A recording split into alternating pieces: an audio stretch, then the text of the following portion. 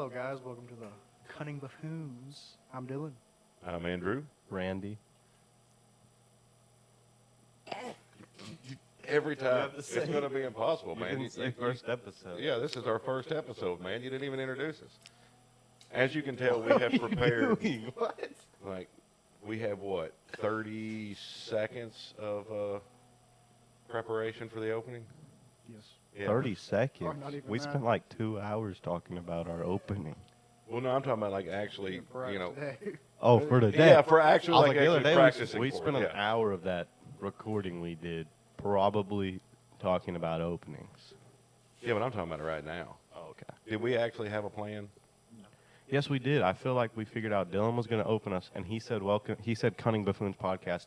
After we said our names, he said he was going to do that. I couldn't remember. I can stop I'm not gonna lie. recording and do it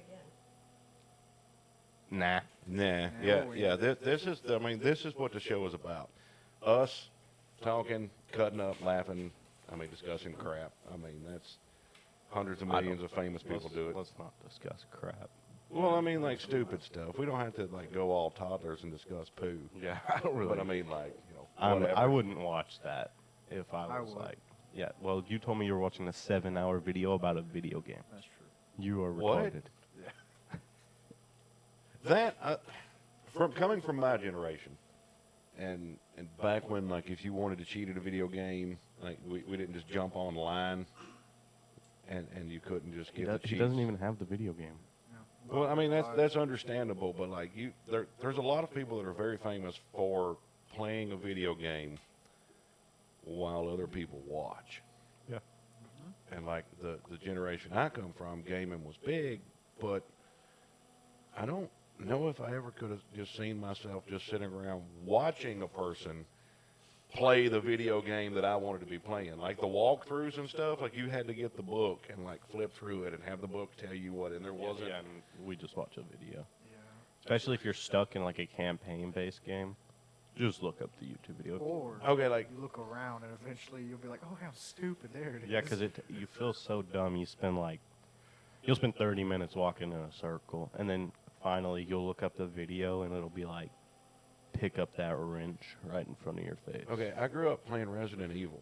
Oh, Yeah, I completely understand you've covered this entire map back and forth 52 times, only to realize that the stupid key you need was in the drawer to the left of where you needed it to be anyways. And like in my era, unless you actually ordered the magazine or you went to some store and you found the daggum walkthrough guide and bought it, you didn't just pull it up and figure out how to get through it. You sat there and wandered around in circles and had 500 hours of gameplay when it should have took you 16 minutes. that's It Takes Two. Is a 14-hour game. It took me an angel 20 hours to finish it. I think hers said like 15. I think I left the app open too many times. But if it really did take us 20 hours to finish a 14-hour game, we suck. I guess that makes sense. Now, like if you're watching a video game that you don't play, like what you just Well, like it depends. Some games you can't play. Like I'm a console gamer. I don't have a PC. I'm too broke. So I can't play all the games they can play. So sometimes you want to watch them play games you can't play because you have no money. I feel you. okay, so kind of like going down to the gun shop And looking at the and like guns. staring at the Barrett and being like, oh, one day, and yeah. then being like, probably not one day, but one day I'm gonna. Yeah. That makes sense. Yeah, but now That, I it's can it's play all like those it's PC like watching a games. podcast because like some videos are hilarious. Like I like watching YouTube, and if you're funny, I'll probably watch the whole video. But like, I don't know. Something's changed here recently. I've been like actually laughing at things. Like used to, I'd watch it. I'd never laugh. Like nothing. Like it was funny, but I didn't like laugh out loud. You know. Yeah, you weren't a lawler. Like now, like I watch something, I'm like that was funny, and I laugh. It's what? Maturing, maybe, I don't know. It's like understanding that emotions are okay. I guess. it's like no, it's like used to. I'd look at it and I'd be like, yeah, that was funny, and people would be like, why aren't you laughing? It's not funny. No, because it was funny. I genuinely thought it was funny. I just don't like laugh. I understand that. There are things that are hilarious that are not. Like you I'm, know, I don't just sit there and like There's laughed like my eyes smile out. to yourself, and then there's chuckle out loud, and then there's like I laughed so hard I thought I was going to puke and die. Like, I only laugh that hard when I'm like really tired. I guess that makes sense. I only laugh that hard when I ride with our buddy John and take trips with him, and he tells me about all his crap happening to him. Who's John? Overlease? You laugh at him? That's kind of Dude, some of his stories. No, I'm not laughing at him. like at his. You're just like, He could haha, go. your life sucks. No, he could go. That man could go into stand-up comedy and freaking roast crowds, and Well- he would have people rolling. His problem, well, I think he's very good at it. Is he's like, he looks like he wants to murder everyone he's looking at. It doesn't matter what's going on. Like, dude, he opens his new action figures. He looks like he still wants to kill everybody. That's just. He how has looks, the most man. like he has like He's the most. deadpan. He's just business face always. Do you remember your grandfather? Yeah, but he didn't really look like he wanted to rip your soul out, like the soul leader. Like Mr. John looks at you and you're like, he's thinking about killing me right now. Oh, that's Like- okay. He probably is. It's all right. It's like he might have murderous intent. What smart aleck thing did you say 30 seconds prior to him giving you that face, though? I don't really say smart aleck things to him. I don't know. I haven't talked to him in a while. Last time I talked to him, he said he saw me and Ace in the store. He said, "I see y'all are going for a matching hairstyle," and he said it's pretty cute. I said, "Yeah, you like it?" And then we waved bye. Yeah. And he was actually smiling, which I'd never seen him do before. So Yeah, he was doing pretty good the other day. But anything y'all this week? There's something I wanted to ask y'all's opinion about, like on the record, and because there's two things that have happened in my lifetime that blow my mind. Because like at y'all's ages, me and your mama, when we first went down to Atlanta, when we was first married, and we was going to take like a honeymoon trip, not a honeymoon, what's it called, anniversary trip. We had to print off MapQuest.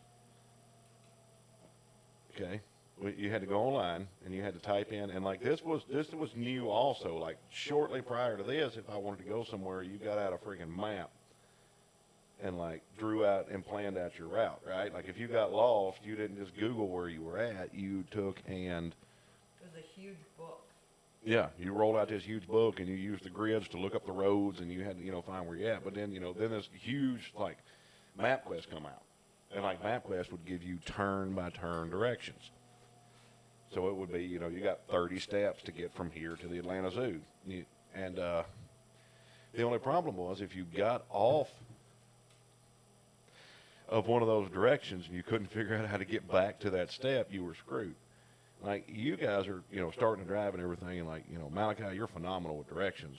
So like, you don't worry about it that much. But like, Dylan is not starting to drive. yeah, I know. But like, It's like 4 years. Couple years now. yeah, time gets really relative.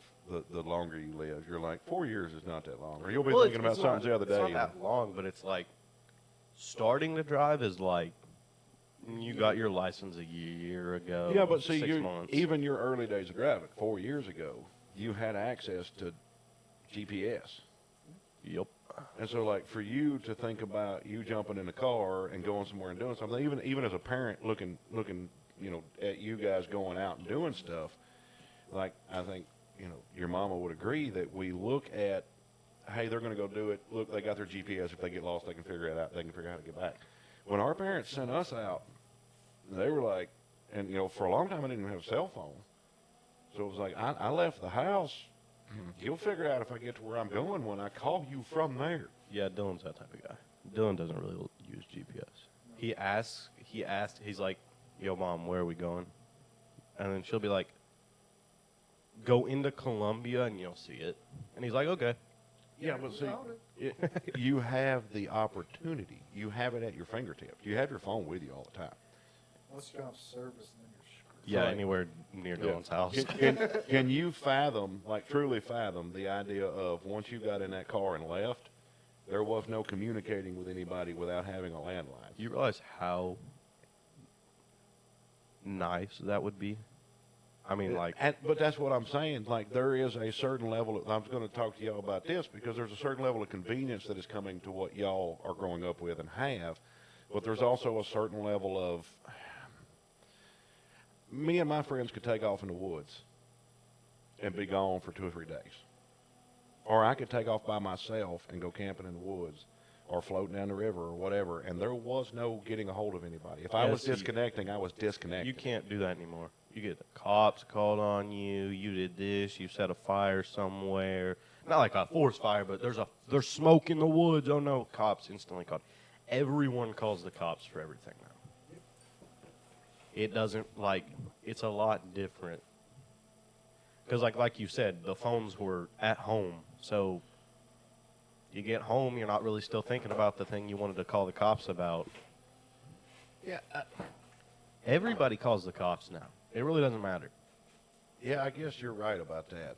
Because, like, There's a guy floating down the river. I think you need to make sure he's okay. He's by himself. that I can see. And like to an extent, yeah. If I look dead, probably call the cops. If I'm hanging out backwards with my neck draped in the water, probably call the cops. Or, like when I was broke down on the side of the road in Atlanta a couple years back, and it was 100-something degrees outside. It was the middle of the day. The truck's broke down. I'm not going to be going anywhere for at least 15 hours. I know this already. So instead of sitting in the hot truck that's not running, I go lay up in the shade by the trees. I'm a redneck. Heck, grass is soft. I'm taking a nap. I'm going to be here anyways. The only time the cops stopped and checked on me, I was there for 22 hours. The only time the cops stopped was to stop and ask me to move back to my truck because they had had hundreds of phone calls of people wanting them to check on the dead guy by the side of the road. Not a single civilian stopped and checked. They just called the cops. Like, at what point in society did we get to, like you're talking about people just calling the cops for no reason, when did we get to a point in society where people care so much but they don't care at all at the same time? Like, if you care enough to call the cops to check on someone, pull your butt over. There was one guy that helped you. Yes, but yes, there was one guy that helped me, but he didn't stop when he thought I was injured. He stopped after I'm already back in the truck. He stopped just to check on me because he seen me sitting in my truck. The people that there's a dead guy, there's somebody injured on the side of the road, but you can't take the time out of your day to pull over and check on me? Well, that's the other day we were going to the bypass over there towards War Trace, and right before you turn like you're going War Trace Highway, there was a car right in the turning lane right at the back. They had their flashers on. And I said, you want to stop and roll down the window and see if they need help? Oh, we're not stopping. We're not stopping. Is he going to mug you with me and Asa in the car? No. Your window doesn't even roll down. I would be the one rolling down my window. He's sitting in the turning lane. If I could just help him push his car to the ditch real quick, get it out of the middle of the road. Yeah. That's what I want to do. Like, even if I can't physically help you fix your car right now, if your car's just sitting in the road, I want to at least help you get it out in the middle of the road because you feel like you're in the way. Well, I mean, you are in the way, and it's dangerous for you to sit in the middle of the road. But you got to look at that from the perspective of your sister. Like, you're, what, 6'1", 6'2"? I'm not 6'2". I wish I was 6'2". I'm like 6 foot. Okay, yeah, but I mean, you're 6 foot tall. You're about 220. You're muscular. You've been working most of your life. You're a man. Allie's a toothpick.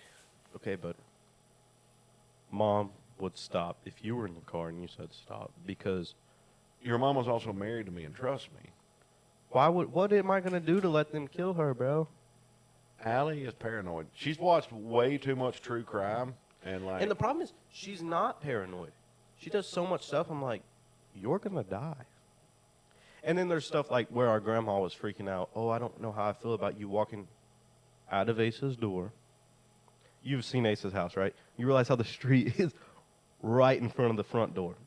She was like, what if I saw a guy walking a dog in War Trace. It's War Trace. Everybody's walking their dog. What? Doesn't Ace's dad walk his dog? Yes. It's like walking. I'm breathing way too much, but walking. Are we getting Dylan's microphone good? I meant to check that earlier. I have no idea. Talk.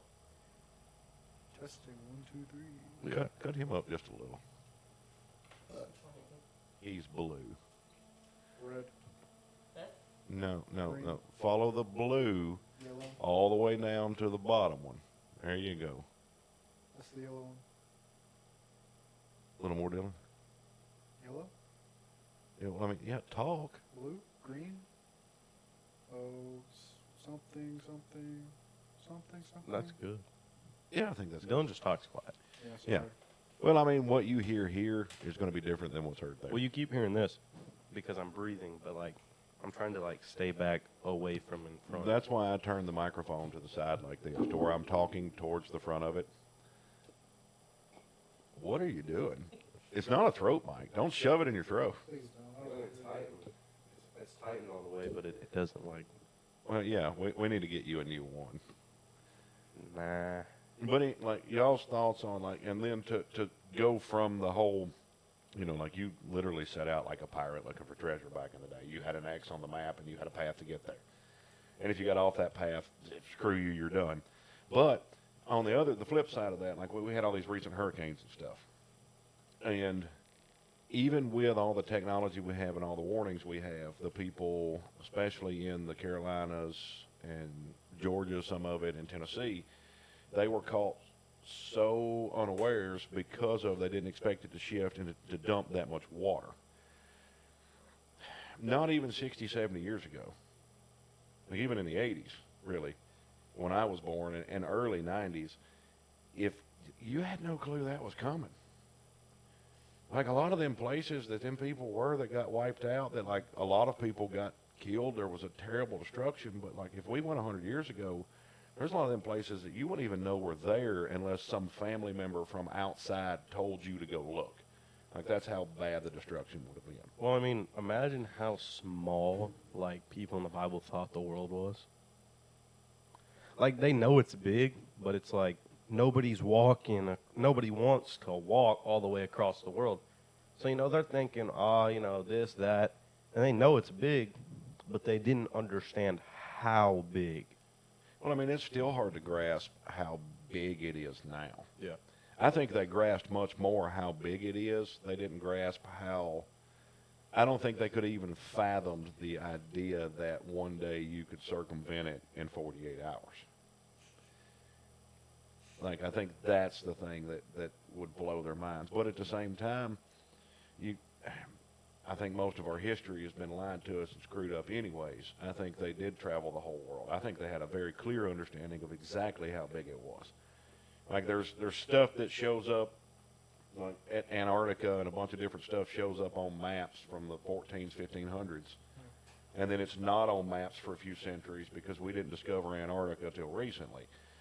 How did they have it on there? And they're like, well, it's not really Antarctica because it doesn't say Antarctica. And it's like, well, no shit. Like, it's a couple hundred years ago. I just like the thought, like, being a pirate, like, if you think about it, like, okay, pirates are a lot different than when you look at a TV show, because pirates don't kill people, you see all that.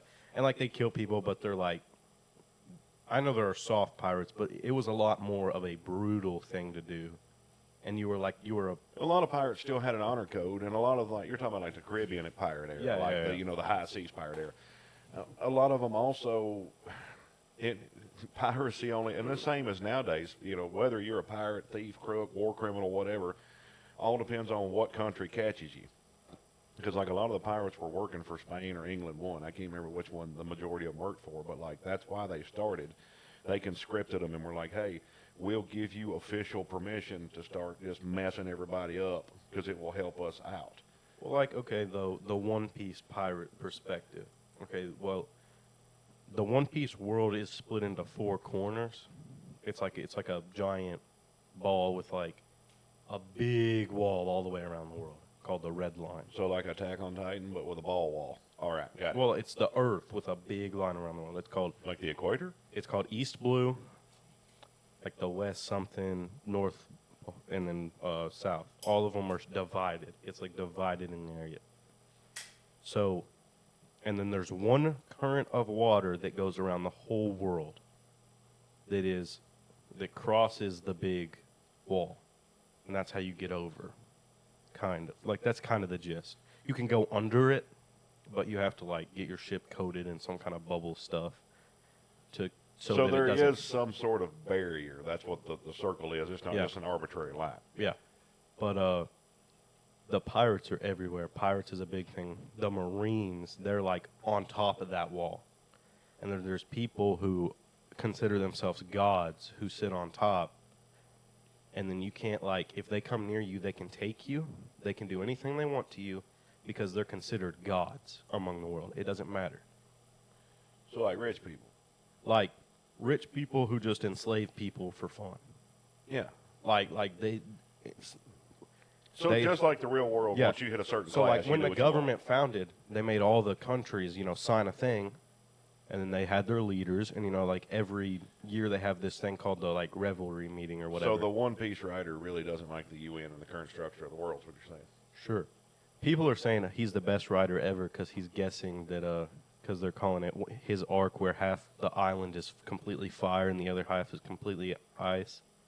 They're calling that America right now. They're like, this guy's a genius.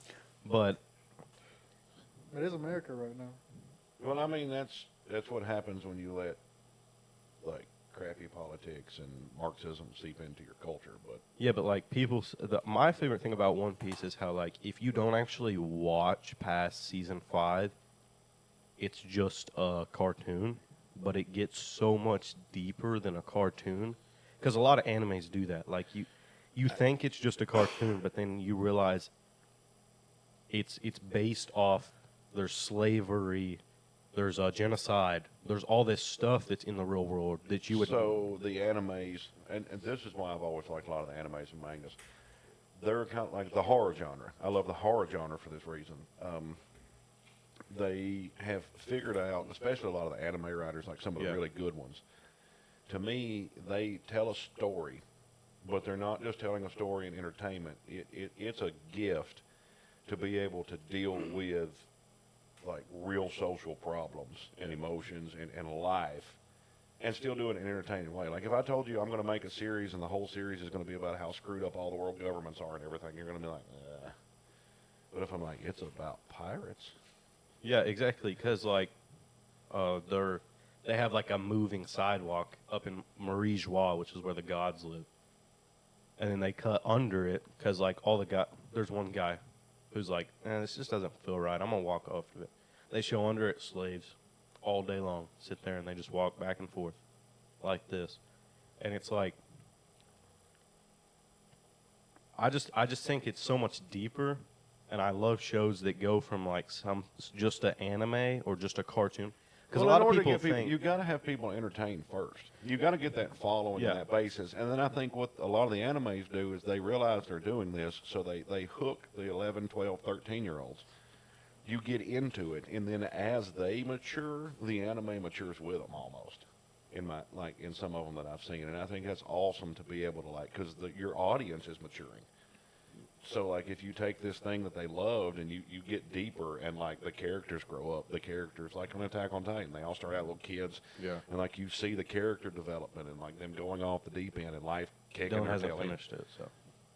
Well, I mean, I couldn't recount it well enough. Like, that was one of the few shows that I've ever watched that the whole time I'm like, what? Yeah, that's something... Do you know who wrote AOT? Was it? Yeah. What? Do you know... Dylan, are you even listening? I am, but I didn't hear the road here. Do you know who wrote AOT? Road? Wrote it. Like, written Oh, it who down. wrote? I don't know him, but I don't know the name again. Like, because a big problem is, like, shows you don't... You kind of are like, oh, I know what's happening. Especially movies nowadays, you're like... Oh, all right. movies are terrible nowadays. They show the preview and you're like, eh. Yeah, you just guess, and you're like, okay, I don't really want to watch that. That's going to be boring and easy to pick apart. AOT is one of those that just sits there and slaps you in the face around every corner of every episode, and you're like, what? And like, I liked it so much because it was, the more you figured out, the less you knew. And that's the way real life is. Like, all the conspiracy theories from the 70s and 80s that have all been proven true, the more we find out, the more information they release, the more we realize, oh, crap, we don't really know what's going on. And like AOT was a lot, like it was a very, very good at throwing you for just Well, loops. it also shows AOT in One Piece. They show what it's like to be raised that way, because like Luffy, the main character in One Piece, was raised his whole life with his grandpa being the strongest one of the strongest Marines to ever live. Growing up his whole life saying, "Hey, you're gonna be a Marine. You're gonna be a Marine. You're not gonna be a pirate." He meets the strong pirate, and he's like, "Nah, I want to be a pirate." Then goes and be's a pirate. Well, now he's against his grandfather, but it shows like how much influences change you. Because he meets a Yonko, which is there's 4 Yonkos. They're the strongest pirates in the sea, and they're people that the Marines won't mess with because they know they really don't have a chance. So they just let them do their own thing. While the problem with the Marines is they do this thing where they're hot. They get seven pirates, and they name them 7 warlords, and they won't touch them as long as they do what they want when they want to. So like the real world. Exactly. They say, okay, we don't fight you. You can do pretty much whatever you want. Don't go against us, and just call yourself a 7 warlord. And so, it's weird because why do you need that if you're this strong big government? Because, like, you say they're hiding history. In One Piece, there's this 800-year gap that the government erased. They wiped it off the face of the planet. They said, we don't want anyone to know what this is. Yeah. And their biggest fear with pirates is when you find the One Piece, the treasure, you figure out that 800-year gap of history that nobody knows about. And what would be the purpose of covering up information other than you were a shady douche, and that's why you had to cover it up in the first place? Exactly. So And that's what a lot of, like, you know, in real culture, like the reason people don't trust any of the governments is because they've proven time and time again to not be trustworthy. Yeah. It's like, why, you know, the mainstream media right now is melting down because they're like, people have influence that is, she's fine. Yeah, people have influence that are, you know, not them telling them what to believe. Like, my personal opinion is that Operation Paperclip, I'm pretty sure that's what it's called, where they were like, let's see if we can manipulate the populace through the media, like back in the 50s and 60s. That wasn't a test. They've been doing that for the past 60, 70 years, and that's why you've got this huge meltdown over the shift of media power. I watched a Mr. Ballin video the other day, and it was about 3 triplets. So this guy starts off, he goes to college, right? And he gets there, and he's real nervous to go in because he knows nobody. This is his first year. He doesn't really know. And he goes in, and everybody starts looking at him. Hey, man, what's up? How you been? How you been? Everybody's calling him a different name. He's like, okay, y'all think I'm someone else. So he told him, he's like, yo, man, I'm not him. And all of them are like, yeah, sure, whatever, bro. It's good seeing you, because they thought he wasn't going to be at college that year. And so his friend shows up, and he goes, what's your birthday? The friend of the guy they've been calling out. And he's like, let's just say August 12th, because I don't remember what it was. But he's like, yeah, that's his birthday too. And so they go through and they meet each other, and they're long lost twins. They instantly knew. They looked alike. They just felt, you know, that connection you can tell when it's your sibling. They felt that, and then they went on big news coverage. People show it, and then another guy. He got told to take up a story by his buddy. He was a news writer, and he goes, take up that story. Looks at the picture. He goes, those guys look just like me, and their hands are big. He said, it's the only people who have big hands like me. He's like, I've seen that. And so turns out they're triplets, right? And nobody actually knows what the study was, because all the parents confronted the adoption agency in New York and were like, yo, what's going on here? Why do we have 3 kids?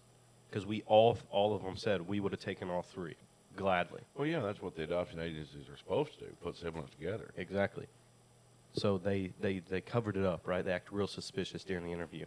And so the parents leave, right? And they all go down. One forgot his elevator. He went back up there, and they're all celebrating. He said he just got the wrong vibe. They're all in there sharing champagne, celebrating. And so he's like, yeah, they were hiding something. They're glad that they got us gone because they think they're done. And so they were going to get lawyers. Nobody would take up the case. They said, nope, not messing with that. We know we're not winning. So they're like, we're not going to mess with that. So a guy who was a writer picked it up who loved triplets and twins. And he did a deeper study. Basically, it was a scientific study to see if it was, the idea they have is to see if it was where you were raised or if it was blood. What changed and how you were raised. Yeah, whether your personality was genetics or social interaction Exactly. and training. The doctor who did the studies locked everything up in Yale until like 2060 so that hopefully when it comes out, nobody would be in danger. None of the people that were in it would already have passed away. Well, I mean, yeah, if you're doing shady shit, like, Yeah, at least hide it till everybody's he dead. was like, his hope, they all three got to look at it. Well, yeah, it's their file. They got to look at it. They said it was all pretty much covered up. A lot of it was real sketchy. It was all covered up. You know, not a lot of information. So most of it was redacted. Very vague information. There was a documentary done about it I haven't watched, but We'll have to find they it started and make sure we link the documentary. yeah, they started a restaurant together. And then when they broke up, like when they got in an argument, they started making money. The restaurant was doing really good. And, you know, you get in an argument. It was their first big argument, so they decided, one brother decided he was leaving. And then the one brother killed himself, got real bad, went to the hospital and killed himself. The one thing they figured out is the one who killed himself was raised in a less stable home Yeah. than the other two. So, like, the one had a dad who wasn't there a lot, but when he was, he tried. He was a doctor. He tried really hard to, like, stay. So very busy and absent due to career choice and passion instead of, like, neglect. Yeah, but necessarily. still did what he could whenever he was there. Then the next one was there all the time, I'm pretty sure, and, like, was very loving. And then the other one was really hard on him and was a very strict father, and that's the one who killed himself. And so, I mean, I feel like it's kind of, the study should have been known about. I mean, you're taking someone's life away. Well, yeah. It's not a right, but I mean, no studies are ever right. Nobody. I mean, no, there are, like, if you go in and you sign up and you know exactly what you're getting into. Yeah, but you're a baby. Yeah, I mean, If your parents signed away, I guess you literally have no choice. If your parents were like, "Yeah, here's our triplets, do what you we want ain't with them," taking care of them. yeah, like screw that. But I would like to know if they were natural triplets or if they were genetically made. that would be. That's why nobody really knows like the true story, but the guesses. And like one of the doctor who was overseeing the test, he wouldn't answer any questions when he was alive. And then his after he passed, his secretary did an interview, and she said she didn't really know a lot. They kept her out of a lot of that stuff, but she said it was a big study, like no crap. But Well, I mean, the problem is they learn so much from stuff like that. But there's so much that they learn that really, I guess you really didn't need this massive study to figure out that, yeah, you're raising, you know, your genetics and your predispositions to certain things do affect how you turn out, but Yeah. like the input makes a big difference. Like Yeah. it's programming. We can take this computer and put 9 different programs on it, and depending on what program we're running is depending how it's going to act and respond to us. Like that's how people are. That's why Dylan sits over here and yeah, Dylan's been really quiet tonight. gives you the stank eye the whole time. Are you buzzed? Yes. No, I'm just listening. Just listening? All right, well, you give us some kind of fun fact, 'cause you're the only one that hasn't said anything today. I don't know. Bruh. Can't think of anything off the top of my head. Nah, you're good. Zombies are real? I don't know. I mean, they are. They're I know. based on real things. Zombie deer, which is terrifying in my opinion. Well, What? zombie. Oh, are you talking about the water thing or whatever? The wasting disease. Yeah. Yeah. Well, that's scary, but like the real premise of zombies, like the Haitian witch doctors and stuff that would blow the powder in people's face, and then they think they was dead, and they'd bury them. and then they'd go dig them up and turn them into familiars and slaves. Like that's where the zombies, like a lot of the modern legend of zombies come from. What's the saying? Why they had to sit out there? What was that? That's the wake. No, because people had to sit up there. Is that what it is? 'Cause that's why it's called the wake. Yeah. Because they've tied a bell under there so that if Well, no, that was the people in the cemeteries. But like before you even buried, like a lot of people don't understand the like if you are in an area of the country or if your family has a tradition where they have a wake and they call it a wake, and that's like someone dies and they all go like view the body. It was called a wake originally because some poor family member, which I would love this. It would be awesome to like chill and roast a body all night. Like I'm morbid, but like you would sit with them, and usually it'd be like one or two family members, and they would sit with the body all night just in case they woke up. yeah, they had to make sure they were dead. Interesting. Yeah, and like there's no other way to tell if they're dead or not at this point other than just staring at them. Yeah, like just making sure they don't get up. That's like they put bells.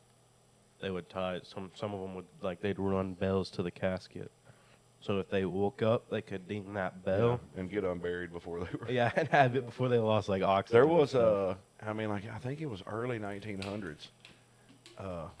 There was an actual like patented like telephone bell system for graveyards that some guy was inventing because it was like such a big problem. And I mean, and that's happened recently. Like, there's a couple people that have conditions and have been in places like in the past, 10 years, that when their body seizes or whatever it does, like its organs and vitals go so low that most people think they're dead. So, like, there's an instance, I think this was 6-7 months ago, might have been a year or two, but dude comes into the morgue and chick is done set up. And, like, with the prevalence of, like, me and you were talking about this the other day, with the presence of modern zombie movies and lore and legends, like the guys in Florida you was talking about, like they walked up, there's a naked dude eating another dude's face, right, during the whole like bath salts craze. As a human, Yeah, I was like, what in okay. the world? I yeah, I was talking to your mama, but like, are y'all familiar with that story? No. They were Okay. pretty little. Okay, during when bath salts, which was a synthetic drug that people were taking, like was getting big, and people were like, yeah, we can get high. In Florida, there was an instance where there was a guy high on bath salts, naked as a jaybird, and the cops come up on him, and he's knocked another dude out and is chewing on his face. Yeah. They didn't kill him. I almost shot that goat because it was standing up when I knew it was dead. Oh, yeah. I almost shot a dead goat because it was instant. The word zombie popped in my brain, and my first reaction was put a bullet in its head, and this goat wasn't moving.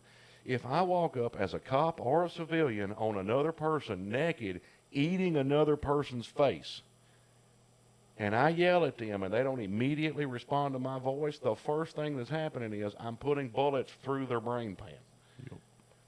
Well, that's like, okay, zombie movies they make me laugh, okay? Well, that's because everybody always like, we don't know what these are. Okay, no, hang on. Hang on. Movie-wise, Train to Busan is by far one of the best zombie presentations in my opinion. I have never seen it. Me neither. Watch it. It is, Okay. It's a Korean thing, but still, it's awesome. Oh, Koreans, dude. They'll Well, like, okay, like The Walking Dead, all right, 12 seasons. You ever seen any of them clip their fingernails? No. Who's mowing the grass? Look at the aerial shots of the prisons. Okay, here's another thing I was thinking about. Okay, zombies decompose, right? They're dead. Mm-hmm. Just wait it out. I mean, if you think about it, it's dead. It's not gonna be too long before it can't walk anymore. Well, that also, okay, are they And like, okay, traditional zombies? Traditional zombies, yes, but Because, there's supernatural zombies. there's like the Last of Us zombies like it's a spore.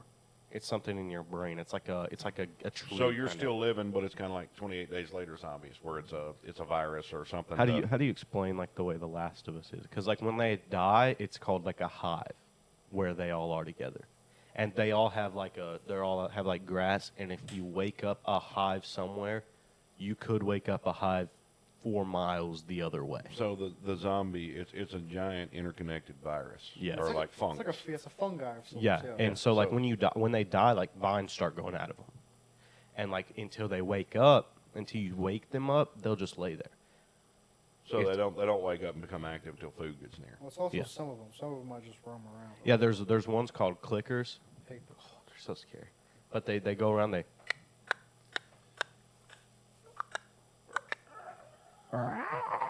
So they're going around constantly trying to rustle up food. yeah, but they have no eyes. yeah, they can't see. They hear hear. yeah. Yeah. When you're sneaking around in a video game, like there's video game sneaking around is like the most nervous sneaking around because you're like you get so tense, but it's something you shouldn't be tense about because it's a video game. Well, that shows how much they've improved, though. Yeah, it's like you're so worried about not making noise, and you're like, if I make a noise, I just restart. Like I love the Oculus Resident Evil Oh, because it was like so immersive. well, see, imagine that stealthiness. Because I'm playing the Quiet Place right now. Stealthiness, you can't talk. Oh yeah, have you heard about that game? It goes to your mic, and I'll have it on. It's because I want the literally hardware. the Quiet Place. That you cannot say is if you breathe wrong, it picks it up. If you move just an inch in your chair, it will pick it up. And those things, I haven't watched the Quiet Place, so I don't know what it's about. But I tried. I made it 5 minutes. It's a That's- very quiet movie. That's why I don't really want to watch. the girls love it.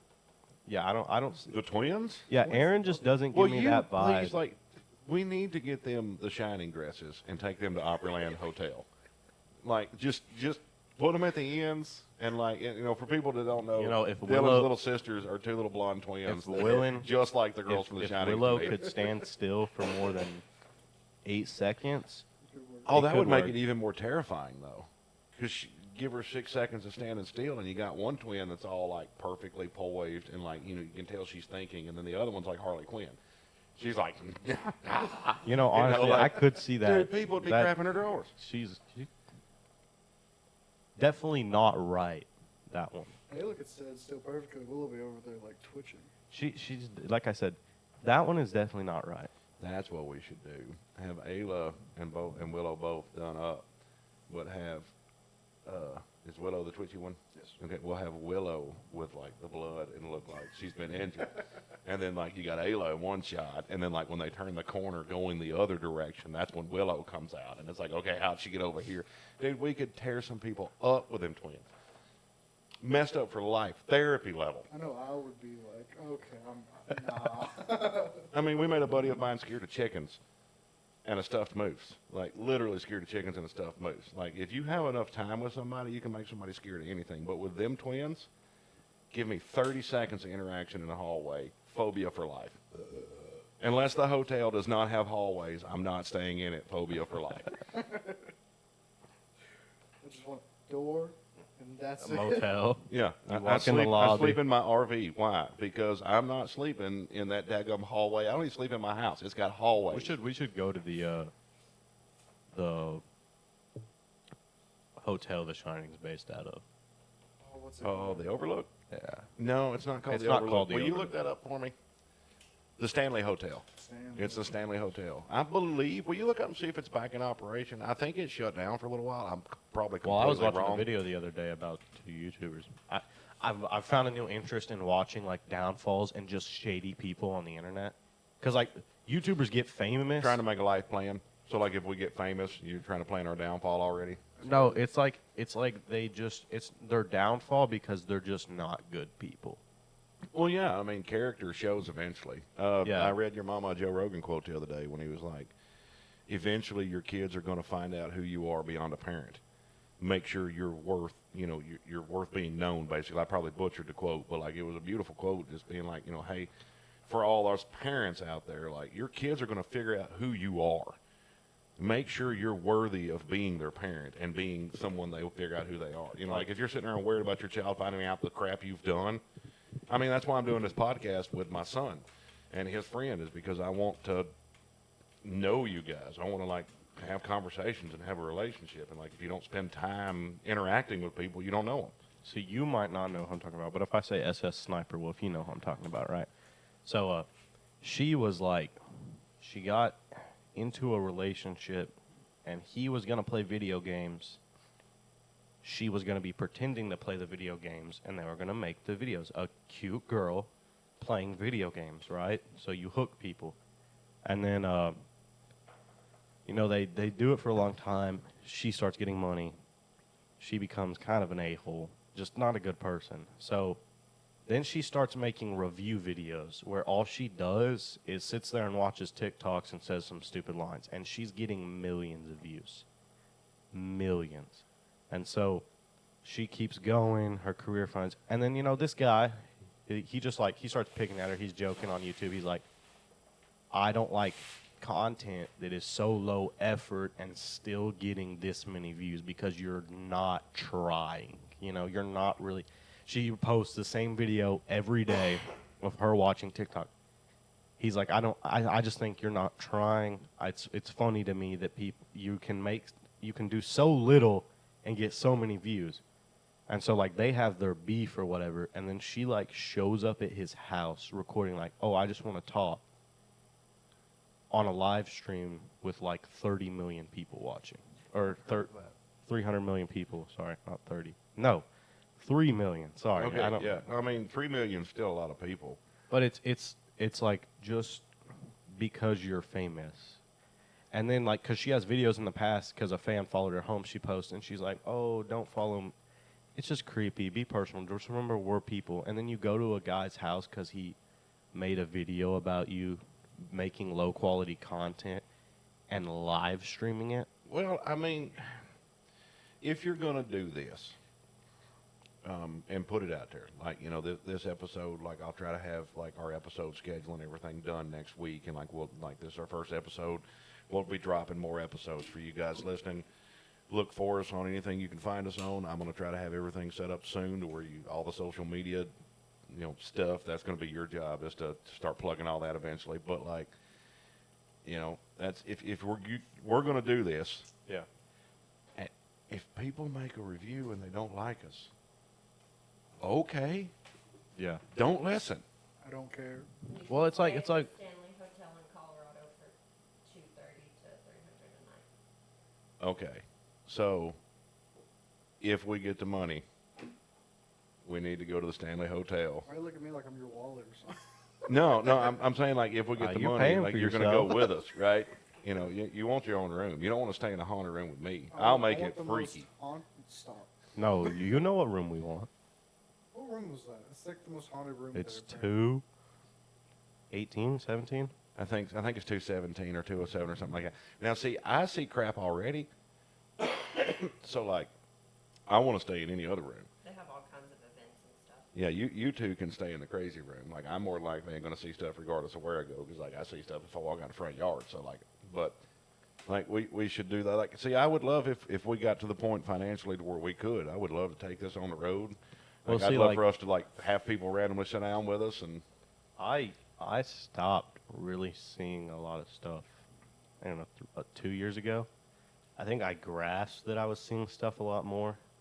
I don't know. Something like, okay, one of the last things I, like, really just freaked me out is we were driving back roads with all the windows down. We were on the way home from church, and this, like, we were driving, and this, like, really shadowy, you drew him. You Uh-huh. said, did he look like this? Uh-huh. He was real. We were on a Temple you Ford, right? You go. Yeah, it's a dadgummit, Lower Halls Mill Road, I think. Yeah, okay. We were on that road, and we were in that big straightaway right there where all the trees are. Right there by the dead forest. Yeah. And he just reaches out like this, and he touches the hood of the car, and then we drive by, and he vanishes. Mm-hmm. And it was like shadow, but it was like dust shadow. Yeah. And it was like he didn't have legs. He looked like he was cloaked, and he just reached out and touched the car. Looks and almost kind of along the same semblance of, like, the ring race from Lord of the Rings. I've never They're seen the they're Lord of the Rings. they're like half shadow, half. They're entities that are real, but when they interact with substances, they, like, change around and stuff. Yeah, but it was one of those. That was the first one that had ever just given me goosebumps. Like, I was like, I don't like that, and I said, go faster. Well, you have to, like, do not shut it off. Learn to control it, and learn to. I've seen that part. Those are the guys who are chasing them down, aren't they? On the horses. Yeah. But I mean, like. Because me and Dad started it, we just never finished. Yeah, but you notice, like I've talked to people over the years, and, like, I tell them I see stuff, and they look at me like I'm crazy, or all the experiences I've had with the spiritual realm. that like a lot of people are like, you know, you're just nuts in the head, and it's like, if I was nuts in the head, how did I come home and draw what you saw? Yeah. Well, there was another one. I hate that house on the corner. You're talking about the creepy one, right there by the Yeah. bridge? Yeah. There's an a old guy lady. There's an old lady, and then there's an old man, both that will be out there that are not there. I saw, me and Dylan were driving. And I can tell remember you this. that because that old lady was there and identical when I was like a kid. Because Dylan remembers this because I freaked him out. I turned around and I said, there's an old lady. She's grinning ear to ear, rocking in that chair, just looking at her car. And I'm like, She's almost Go. got the smile grin, is how far stretched yeah, it is. it's Mhm. like just, I remember this. He asked me, he's like, was there like an old lady? I was like driving. I was like looking back. I was like, I don't think I saw anybody. and I was like, Dylan, I was like, should I turn Go. around? no. No. Okay, I'm with your cousin Adam, and eventually I'm going to have to force him. He wanted to start doing like some like haunted tour places and stuff, and like do a YouTube channel. So like I'm going to try to get him to actually get that going, so that I can go do some stuff with him. But like me and him were driving down the road one day, and we were coming back from the movies, and I hadn't said nothing because there's a little girl up there by the bridge. Yeah. And like I run her butt over one night years ago. And like I run her over, and I heard her hit. I heard her go into the truck, and like I put the dually sideways in the middle of the bridge, and like I am out at 10:30 at night running around looking for the little girl that I just ran over. And so finally I go to the front of my truck, and I'm thinking, okay, it doesn't matter how little she is, she's going to leave damage, because like a girl that I went to school with got hit by like a 70s model Ford, and she was maybe, And she lived. yeah, she lived, but she actually got to carry the Olympic torch. It's pretty cool. But like, this truck messed her up. But when you look at the front of this solid steel frame truck back before they went to all plastic and junk, she also messed that truck up at like 70 pounds. Right. So I was thinking, it doesn't matter how big this child is, I'm going to go look at the front of my truck. There's no hair, there's no blood, there's no dent. And then I get to looking around, I'm like, okay, I just run over a ghost. I get in my truck, I go to work. This is how bad it freaked me out. I usually don't get freaked out because I've seen stuff most of my life. I usually don't hit them, though. So I get to work, and my boss is immediately like, what happened? So I tell my boss, so like this, I'm remembering this, and I don't tell people a lot of stuff, because a lot of people, you know, like your mama, for years, she didn't want me to tell her the stuff I saw, because, I mean, a lot of stuff I see is not right. So, but we're driving back, and Adam turns to me, and he just nonchalantly while he's driving, he's like, you ever seen a little blonde girl in a white dress standing up here by this bridge? And I'm like, why do other people? Because, like, in my mind, if I'm not validated by other people seeing the same stuff, it's all up here. Yeah. And, like, if it's all up here, if it's just in your mind, it can only hurt you if you let it. Yeah.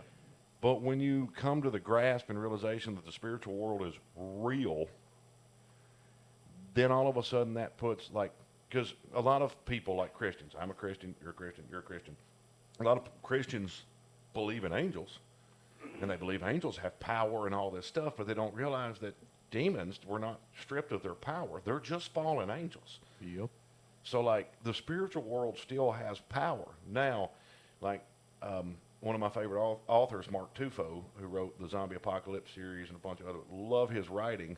But, like, throughout his writing and series, the character Michael Talbot meets Maker, who is God. And I love how he gave him that title, because there's all these lesser gods and poenas in the book and, like, all this stuff, you know.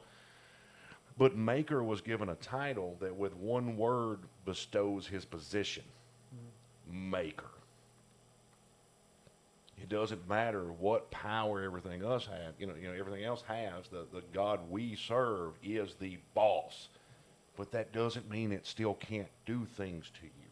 Like, all this New Age mysticism is just Baal worship and ancient paganism, like, re-wrapped up. And, like, people have to be very careful, because, like, you see stuff. You was raised by me. You've been told your whole life, ignore it, don't interact with it, don't trust it. Yeah. A lot of other people have been told, well, that's a spirit guide. No, that's not the spirit of your dead grandpa, Jimmy. That's a freaking demon trying to get you to open yourself up to it. That's like, I don't know. If you were making it all up, okay. Who cares? And like people get so, oh, you making that up just to freak people out. Who cares if you're making it up? Even if you, I don't see it. Like, okay, I just watched an anime called Blood Blockade Battlefront, right? And it's basically the world collapse, and then two worlds cross, and then there's demons that humans can't see. This kid gets given eyes as a kid called the all-seeing eyes of the gods. Okay, so like he can pierce the veil and see them when they don't want to He can see everything. So even when they're trying to make themselves unseen, he can still see it. So he joins a secret thing. But it's kind of like how you see, like your left eye, you say that's where you see your thing. I picture that as in something that's just like you can see, you can pierce the veil or whatever. But Yeah. I picture it the same way, just like I feel like everyone could probably see it. I think everyone denies the fact that it's real and doesn't think. I think a lot of people deny the fact that it's real. I think God gives some people the ability to see things that other people can't, because I think there are some people that would not be able to handle it. I also think that there are sometimes, like, the visible spectrum that we see is very, very narrow on the spectrum of that light actually puts out. I think part of it has to do not necessarily as much with like spiritual abilities, but more in people's actual ability to see a different spectrum of light than other people can see. Because I think all of the worlds, I think the spiritual realm and everything, the way I see it is it's overlaid like 3D in front of everything else.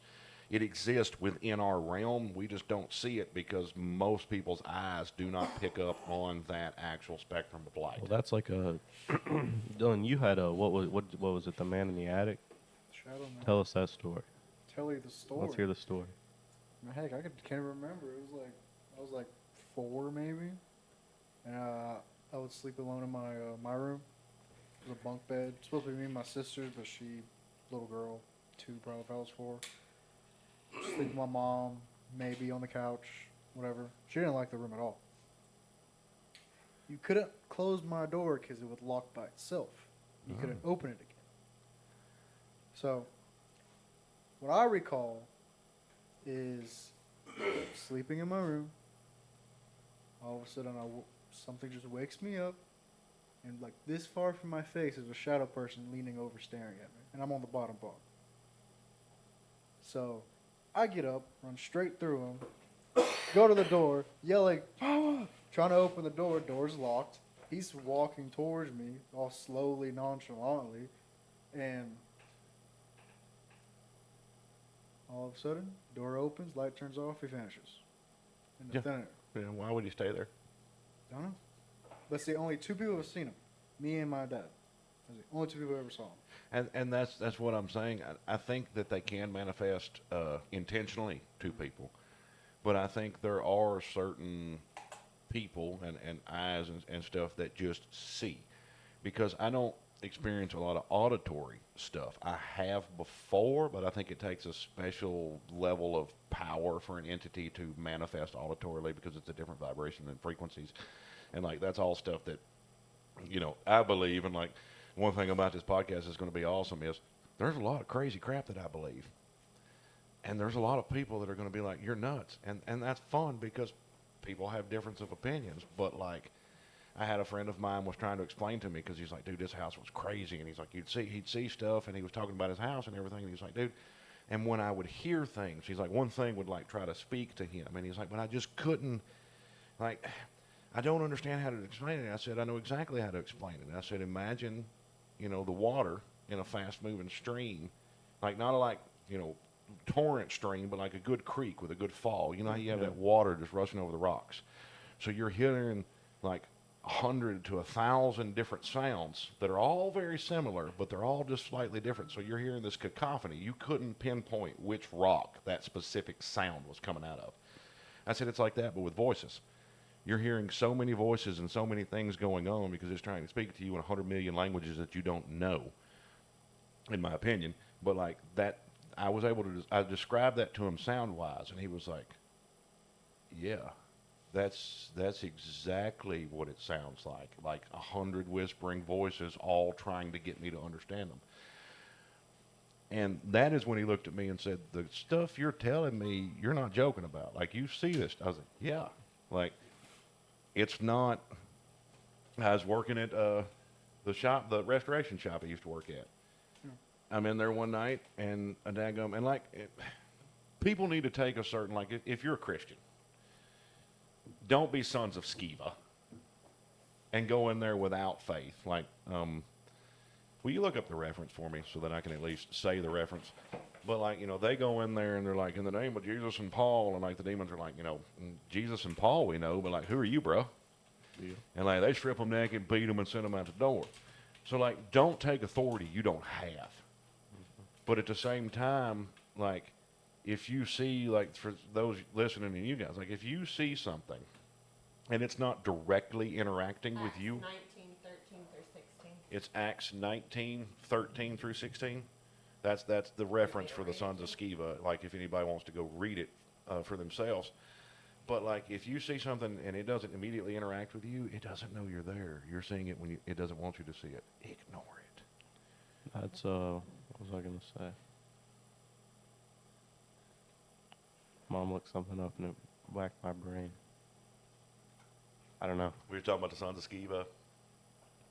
Don't take power you don't have. Oh, me and Asa were talking about which Bible version is it that you literally have to kill someone to get into heaven? What is that?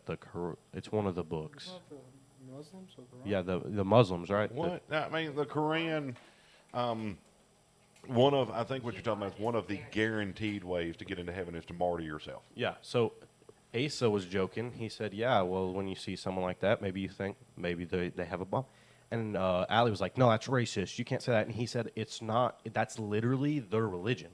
He's like, "It's not. I'm not saying it in a racist way." He's saying like the book most of them follow say stuff like that. That a guaranteed way to instantly get there is kill someone, and he's like, "I'm not trying to be racist. I'm just saying." Well, the term racist has been thrown around so much that it's retarded. I hate that. Like, not liking someone's religion has nothing to do with their race. Exactly. And that's like a lot of people are like, well, I don't like, the Israelites. And I'm like, well, and then they're like, I don't like Jews. And I'm like, okay, well, which one don't you like? Because like the Israelites and like Israel people, Israelis, you can be an Israelite and be a part of the nation of Israel nowadays and not be a Jew. Yeah. If you're a citizen of Israel, you're an Israelite, in my opinion. But you're not necessarily a Jew. So it's like, okay, do you not like the people or do you not like the religion? And then, like some of I've known Muslims from all different races. Now, Arabics, who a lot of the Arabic nations are Muslim, but just because you're Arabic doesn't make you a Muslim. That's like Trans Ams and Firebirds. Yeah. Like all Trans Ams are Firebirds, but not all Firebirds are Trans Ams. Because a Trans Am is like a performance Firebird package. Yeah. Yeah. But like, it's so many people get focused on race when anybody says any facts that's negative towards anybody that could potentially be a darker shade of Irish. I saw one thing about racial slurs the other day that I really liked it because the guy, a black guy cut to the screen and he's like, "Look, if we think this word's so offensive for other people to say, why do we toss it around like it's nothing?" Yeah, why do we call each other that? Yeah, he was like, if it's either something we can all say or none of us should say it. He said, if we find it so offensive, let's just stop saying it. He said, if everyone wants to get butt hurt when you hear it or whatever, he said, let's just all quit saying it. He said, you can't have a happy medium where we only say it and nobody else says it. He said, it's a word. It's freedom of speech, basically. But it's like, if you're going to get so hurt about it, don't say it. Yeah, but like the whole race thing, I think it was Morgan Freeman or Denzel Washington one. I think they've both said some variation of this. But it's basically like, if you want the whole race thing to stop, like, quit talking about it. Yep, Morgan Wallen? that was Morgan Freeman. It Yeah. was not Morgan Morgan Wallen. Wallen. Morgan Wallen. What? That's Didn't what he I find said. the N-word? Like everybody wants to bring race into everything. And like for me, when someone does that, like I have a lot of conversations with a lot of people that I probably shouldn't have. Like I'll talk about religions, politics, marriages. Like I don't care. Like I love conversing with people, and like I don't care about the topic. You don't have to be prim and proper. Like let's get into the real meat of life with people. But I have had people devolve to the point, and when people start bringing out the race card, or if people start bringing out something to attack somebody, they've lost their stance. Yeah. They no longer have a standing, and they're confused, and that's when they start questioning themselves. And when you start questioning yourself, that's when you get the anger and lash out. Yeah. Well, like one of the fastest ways to like shut someone down is like I've had someone be like, "Well, you're just a racist," and I look them dead in the eyes and say, "Okay, Yeah. next point." If I'm a racist, fine. Okay, let's move on to the next point. Besides me being racist, let's talk about the subject. And it diffuses the situation because if someone realizes the small guy from Game of Thrones, I know Tyrion that. Lannister, yeah, what's his Peter Dinklage, phenomenal actor, love that actor. But like he says in the show, something along the lines of like, if you take your flaws and wear them like a badge of honor, nobody can hurt you. If you wear your weaknesses with pride, because you know they're talking about him being a dwarf, and you're like, and he's like basically, hey, yeah, that's everybody looks down on me but I wear it like a badge of honor. If you wear your greatest flaws and weaknesses like a badge of honor and at least work on them and try to make them better, you can't be attacked. And so like people don't know what to think when they attack you with something that would destroy them, and then they're like, well, he doesn't care that I called him a bad word. That's something you've done very well at teaching us is like people try to tear people down, right? Yeah. And when you can look at somebody and be like, cool. And especially like one thing people really don't understand, especially in like the 4-H, is when like people talk to you about drama and you're like, cool. They're like, you don't care? I'm like, I mean, I'll listen to you talk. Probably not remember it all, and I'll joke with you about it. But as far as like going up to somebody and being like, I heard about this and that, I could do so much more things with my time than that. And that's why I'm one of the few members of the family, if you notice that, like, I don't interact with a lot of people, but nobody has a problem with me. It's because they come up and they're like, man, this. I'm like, I don't care. Unless I was directly involved and it directly infects or affects me, not infects me. Don't get me infected. But like, unless it directly, impacts me somehow, I don't care. See, like I'll listen, but I'm not gonna like. A lot of it I don't even want to listen to.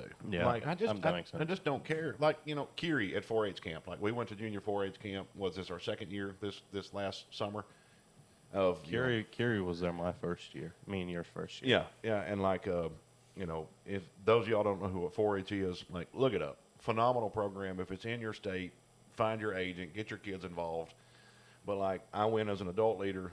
My son was a teen leader. Shut up. One year I got to have two Never of my even kids as did team 4-H. leaders, and like my youngest daughter. But like there's always drama because you got a bunch of third to fifth graders. It's you're fourth grade. Fourth grade is 4-H starting year. So you got fourth grade to graduation. So obviously there's drama. But junior camp is what, 4th to 6th grade, I think. 4th to 6th, yeah, junior. Yeah. Junior camp is 4th to 6th grade, and we had 300 and I think 50 something kids this year. Well, okay, our county had 30 kids. Okay, yes, but like the counties from all over the state. Yeah, At the camp we were leaders at, we had like 350, 60 kids we're watching over. So there's always drama. But like, my motto's always been roll up your feathers, be like a duck, just let it roll off your back. And we're like, my youngest kid, Kiri, comes up, and I'm like, what's going on? And she's like, I don't know, some type of drama. And she's got a big smile on her face. And I'm like, well, what's the drama about? And she says, I don't know. I'm not listening. Oh, She's like, they're starting to talk about it, and I'm just playing my game. I don't care. My favorite thing to do at junior camp is to like wait till they get this girl's number and then throw it away. Oh, I'm like, man, it is insane. They get so mad. You got like 4th, 5th, and 6th graders, and they are so, man, they're like little pimps. Because we're not They are so worried about a woman.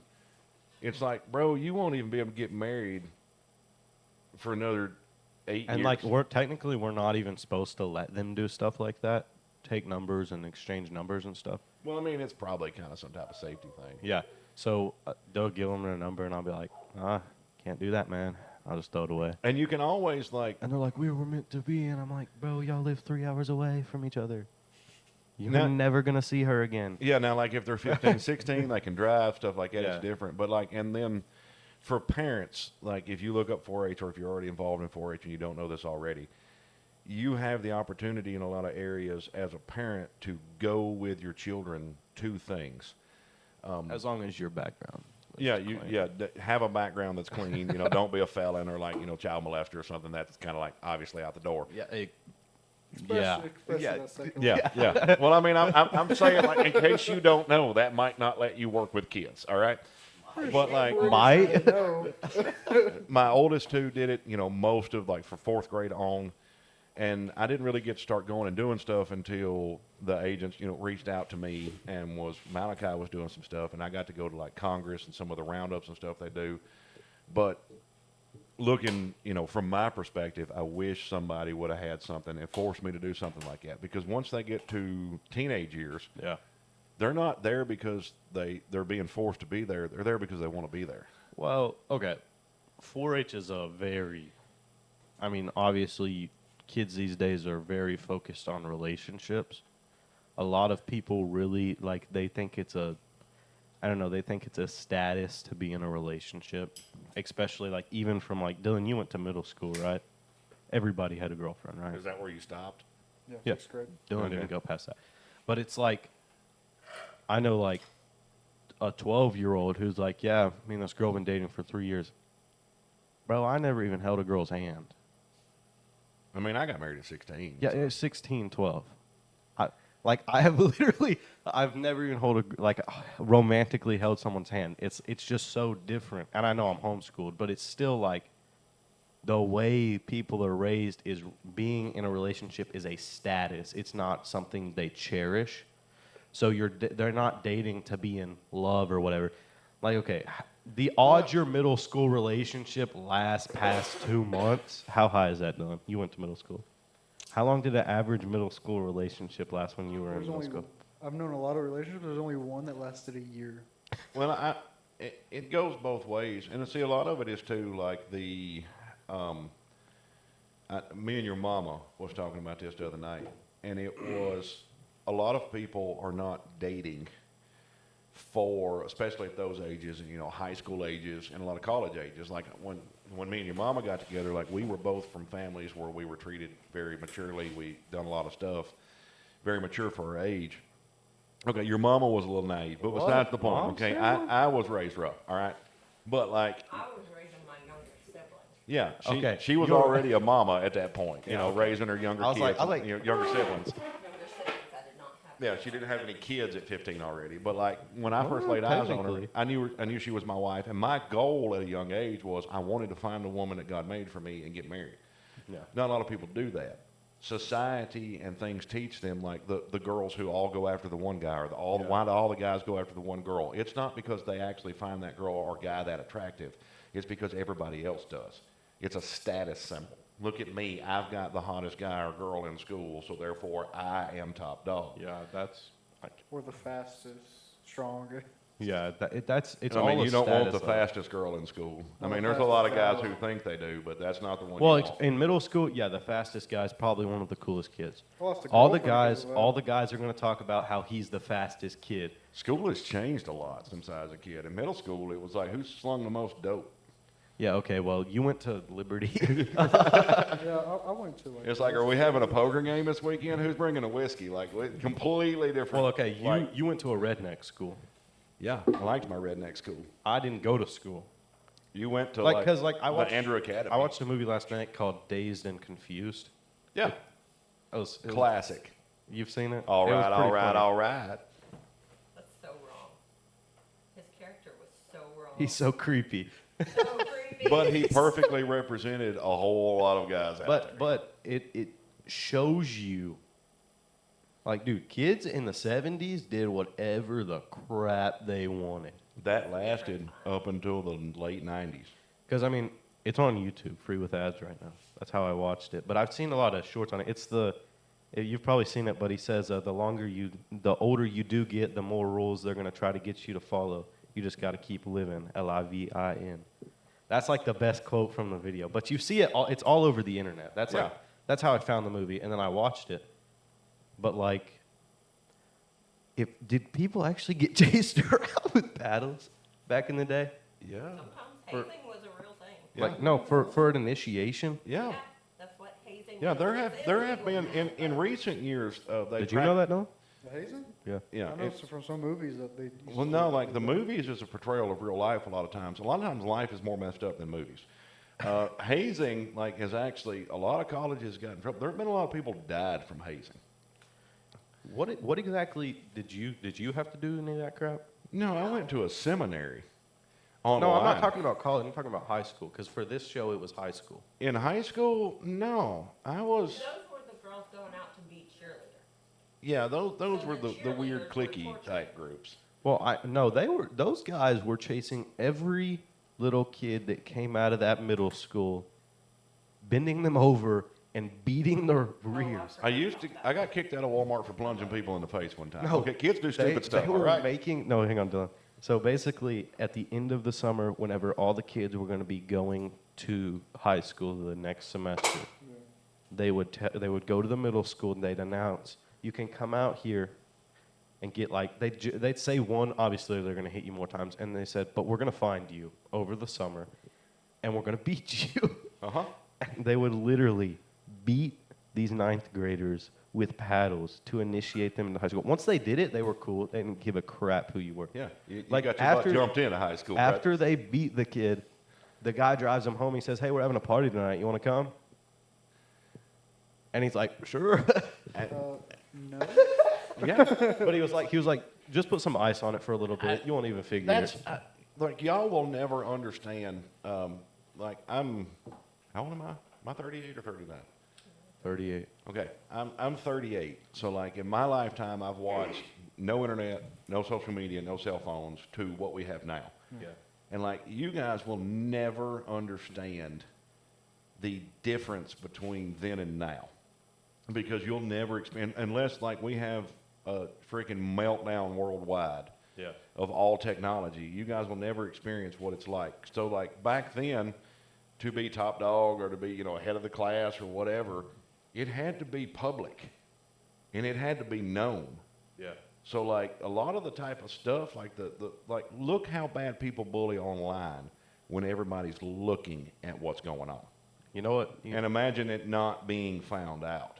I hate like when you text somebody, like Braden's weak. I could probably beat Braden with one arm behind my back and a leg tied up.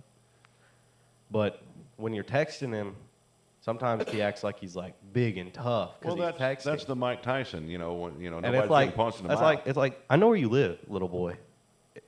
You want to fight? And Yeah, it's and like, I think that's part of what's wrong with society. Like, if two grown men, two legal adults decide they want to have a duel to the death, why did we take that away from us? well, that's another thing with everybody calling the cops on everything. Because, like, if people see two people fighting, they're going to start calling the cops, or they're going to... It's like, if they're outside a bar, they're both drunk, and they're beating each other, Yeah. just let them If do they it. willingly, like, if somebody just comes in and just grabs somebody up and starts beating them, I'd like to know the situation, But if two people square off and say, hey, we're going to whoop each other's tail, or we're going to kill each other, if they're adults, why are we worried about, like, at what point did my life not become mine anymore? Uh-oh.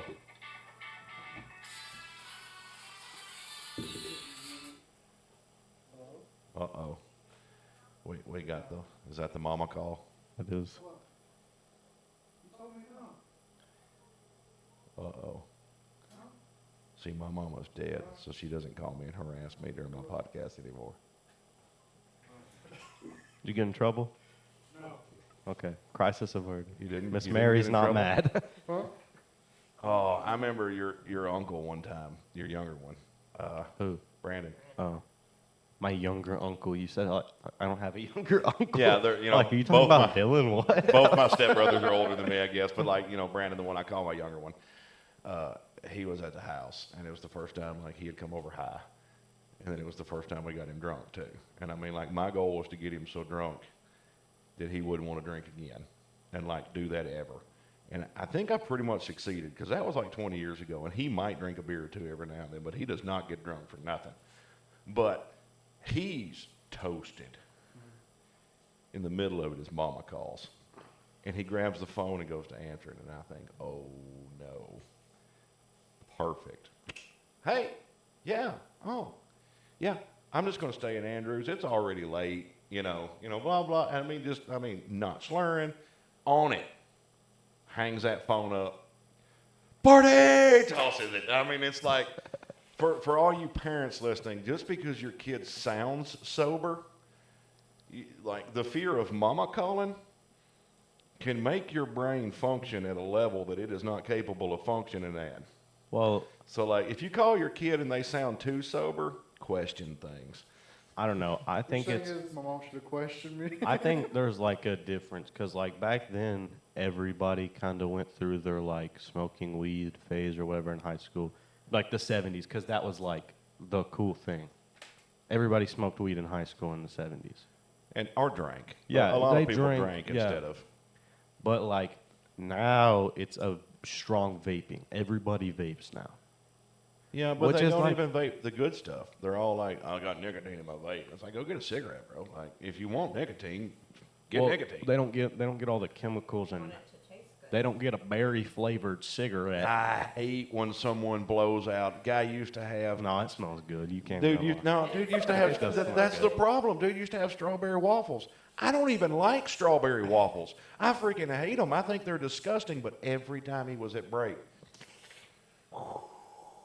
and at this time I'm 350 pounds. I'm trying to lose weight. I'm tired of being a freaking fat guy, and every time I'm like, why does this food that I know I hate smell so delicious? And why am I going to go get 4 cheeseburgers as soon as, like work is over? Yeah, that's like, I don't know, like we were talking about all that. It's Like just- they quit making them do candy cigarettes because it geared it towards children. Okay, well if you're telling them, hey, you can get nicotine and you can smell like strawberry waffles. Yeah.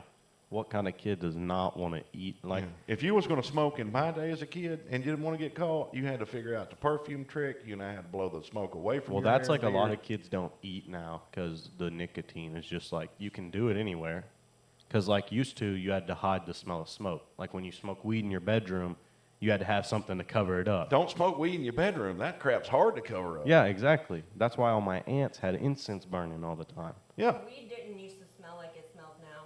I'm telling you. Really? It didn't used to always smell like skunk. It always smelled. What did it smell like, Dad? It's pretty much smelled the same always. The problem she has is a lot of the stuff now, like the gummies and stuff that I Yeah. take, is concentrated. It's the terpenes and stuff that is like directly. I am telling Well, that's like- I was around a bunch of people smoking. Oh, I know. Your parents. mama didn't smoke weed, but your mama was like, oh yeah, a contact high. Well, like, okay, one of my, She was a happy Super kid. sniffer, you don't. a lot of people say edibles are a lot different than weed. They actually. are. Like, it's a lot, like, it's just not the same high. It's, I don't know. See, like in my younger years, A lot of people say weed highs are better. I smoked weed twice. Yep. And it's 2 of the only times that my back didn't hurt. Like I've got 5 or 6 blown discs, and I've had my back screwed up since young age. So like I stayed away from it on purpose because at that Yeah. time there was no legal way to do it whatsoever. And I'm like, okay, if I get used to not being in that much pain, I will never quit. Yeah. So like I don't know. I've never done it. Like I used to drink to try to forget my problems, but like Yeah. that never worked out pretty good for me because like my alcohol tolerance is huge. But like I've never done it from a perspective of trying to like alter reality and forget my problems. Yeah. I've always done it from a perspective of trying to feel normal and not have so much pain. So like it's a lot different to me than I guess what some other people would experience. Yeah. A lot of people do it for emotions. Now that's what the darn. If you want the emotions, go mushrooms. To feel emotions or to escape? To escape emotions. Yeah, but when you do the mushrooms, you have to confront them. Well, like, I don't know, people think, because you lose your granddad or something, you lose your aunt, especially if you're really close to these people and you're not in our family. If you're in a different family and you're close and you haven't been to 50 funerals since you were 12, okay? Oh, finish telling the Why y'all story. laughing? I don't find anything funny. If you're not in our family. Yeah, okay, well, we're not very good at being close to our family members. Like, okay, I know all my family exists. Am I the bestest pals with all the voices? No. You don't know a lot of people. I don't know. I feel like a lot of families are a lot closer and a lot tighter knit. Like, I've been to 50 funerals. Probably couldn't give you the name of 45 of them right now. Like, I don't remember. We go to the visitation. It's like we're not that close. But like for people who are really close to family members and then they die, getting away with a high just seems like an easier escape than confronting that emotion. Like when you were close to Rick when he died. It's a different level of like because how many funerals you been to? The ones that I went, probably Yeah. 4, 5, 6. See, that's 4 or 5 is crazy. Visitations. How many visitations you been to? A lot more, probably like 10 probably. 10? Yeah, I've been to like I 30 I visitations. usually don't go. You just Well, I said don't want to. a lot. You just said a lot more to. You've been to 10, probably 10 or 15 visitations. Probably. I have been a pallbearer, 46 times. I don't like funerals. We have a big family though. That's what I'm trying to explain. Well, I mean, is like, we have such a own grandmother. like I said, I've probably been to 40 funerals, but the problem is I probably couldn't name 40 of them. Well, their names. Yeah, a lot of It's people just don't different. like. We come from a lot of people are like, well, I come from a big family because I've got such and such.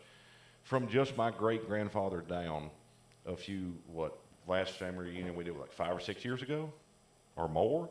Mitchell's trying to do another one. But just from my great grandfather down, there was 350 people, something at the family reunion, and we were missing 4 or 5 families, whole families. And that's what I said while you were gone is we know everybody, but we're not like a tight knit brotherhood family. It would be impossible. Yeah, and the problem is that why would you want to like blood doesn't well, make okay, like I would like to know a lot of our family better. A lot of my cousins and like your cousins, I would like to know some of their kids better. I haven't talked to them in probably 4 years since last time Faith was down. Really, yeah. before that, really, like before Faith even got cancer, it's probably the last time we've all been together. Because Crystal, she got us all together. She Yeah. wanted everybody to come together and hang Well, out. Crystal But- tried to follow the traditions. Like once my mama passed, Yeah. and like I was 13 when my mama died, she was the one that really kind of kept a lot of that going. Yeah. You know. I feel like she's leant off of being like that, but she's definitely tried to get us to be closer. But it's like I really don't know your side of the family that well, and it's like I'd like to be closer, but at the same time, half of them have jobs, 2 of them have kids. Like it's not something I'm trying to be out of the way. Like we'll see each other. I'd like to know them more, but they're all adults now. We're all getting older. We'll see them when we go to malls. Like it's not something I'm. Relationship takes time and effort. Yeah. Like it's especially once you start getting to the older times. Bye. See me? But especially when you start getting to the older, like your older years, you get 18, Yeah. you get a job and everything. Like people don't understand like how much relationships take, how much effort and energy they take. Yeah. That's like Vaden. I haven't seen I haven't had like a long conversation with Vaden since the other day when we were playing video games together, and that's like the only time me and him really talk is when we're playing video games, because like when everyone else is around, it's hard to have like an actual conversation with everybody, whenever. Yeah. And like it's just And especially when you live far apart. yeah. And when you do things to where you only see each other every now and then. Like Yeah. if we don't deal with this as much because we live here around all the family. Yeah. Like you think Vaden comes in, he hasn't come in 2 years. Everybody wants to see him, even though most people won't text or contact you at all, don't care nothing about you till you make the effort to come see them. Yeah. Used to have a lot of family members that lived over in Antioch, and they would all tell Daddy, like, hey, won't you come up here and see us? Won't you come up here and see us? She's giving us a mean look. She's looking at us like we're weird. Go to the You're show. being nosy. Yeah, you're going to have to sit down and do something eventually. I said, do you want to sit down and talk? She said, with what microphone? The one behind you. Good point. Yeah. We'll hook it Not up. hooked up to anything. Yeah, we'll drop you off in this. We'll Nah, throw you in the You're blender. too boring. You Or- talk. No, hey. actually, you talk too much, and I feel like nobody else would talk. Yeah, because Dylan's already not talking. He's just sitting there. I actually came in here to yell at him for taking my parking spot. Oh, geez. Well, he was gonna park up there, but somebody put a barrel in the middle of the driveway. Yeah, some idiot Yeah. put a barrel in the middle of the Who would do that? Oh. Anyway, Yeah. quit looking at us. I feel like you're giving us judgy eyes. She is giving us judgy eyes. You realize the harshest critics that we're going to have is your sisters. Yeah. Well, I don't really care, but whenever I'm trying to talk and then there's that thing looking at me, it's kind of scary. Angel will be supportive, but like Tessie and Kiri and Allie are just going to trash you I was asking what y'all. I was the whole time. We're talking about y'all were talking about. I like family relationships. How it's different to go to a funeral in our family than for other families. Because like I was talking about how sad people get when people die, but like how many funerals have we been to? 30? Yeah, too many. Like it's not, like I couldn't name 30 of their names. Sad. Yeah, but it's not something we do like are gonna dwell over. Yeah. I've never dwelled over a death that I can think of. Well, I mean, but you also, I mean, I'm also think kinda about my twisted, family's but- funerals. You got, my uncles and cousins standing around roasting the guy in the casket. Everybody's laughing. Best thing about Everybody your family's eats. funeral is everybody brings food. There's like 4 in there. Okay, never mind. It's in this fridge. Okay. It's right here. There's like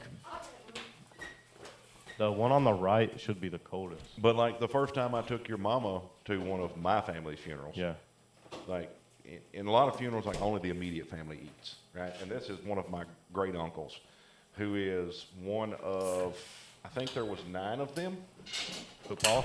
Yeah. Yeah. And so like this is one of my great uncle's funerals, and so it's kind of removed, But a lot of like funerals we go to, they'll have food, but it's for like the immediate family. Yeah. So we're standing in line, huge line. We've been there for 10 or 15 minutes, and all of a sudden my aunt leans her head out the door, and she sees me, and she's like, "What are y'all doing in line? Get in here."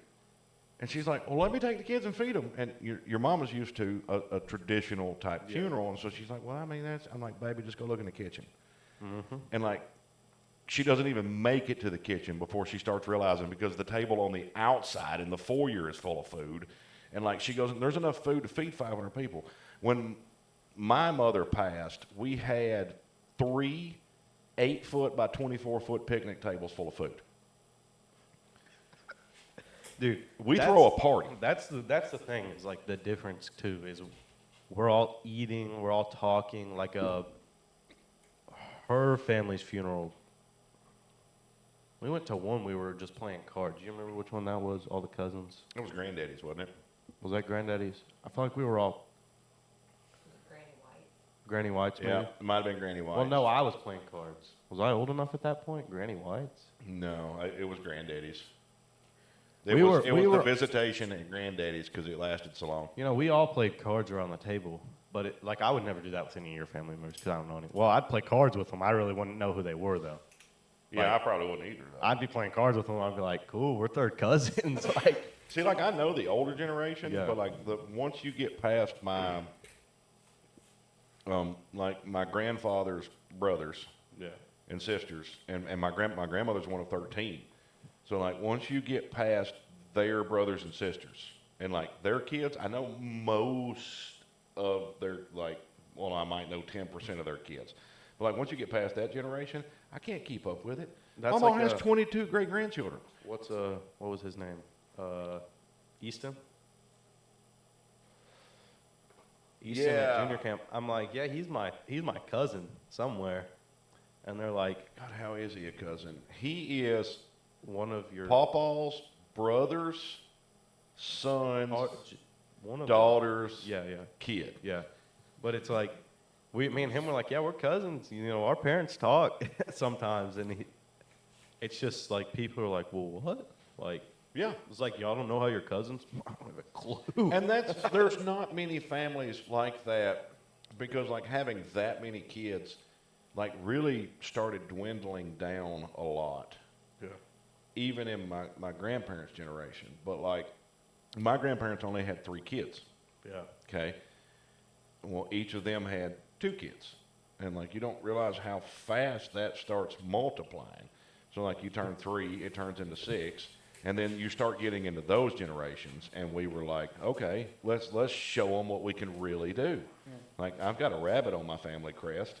So, like, I've got 5. My sister had 3, okay? And then my cousin has 4. Her brother has 3. My other cousin has 4. And then my other cousin has 3 of her own, and then she's adopted and fosters. Yeah. So, like, there's 22 great-grandchildren. See, I'm surprised y'all keep up with that. I don't know half of mine. If it wasn't for specifically my grandmother and grandfather being so connected with all their kids still, like, even though Mama's dead, like, she's still, my grandfather especially, still very, connected with us, and we all are very fond of him. So, like, but that's just the one family.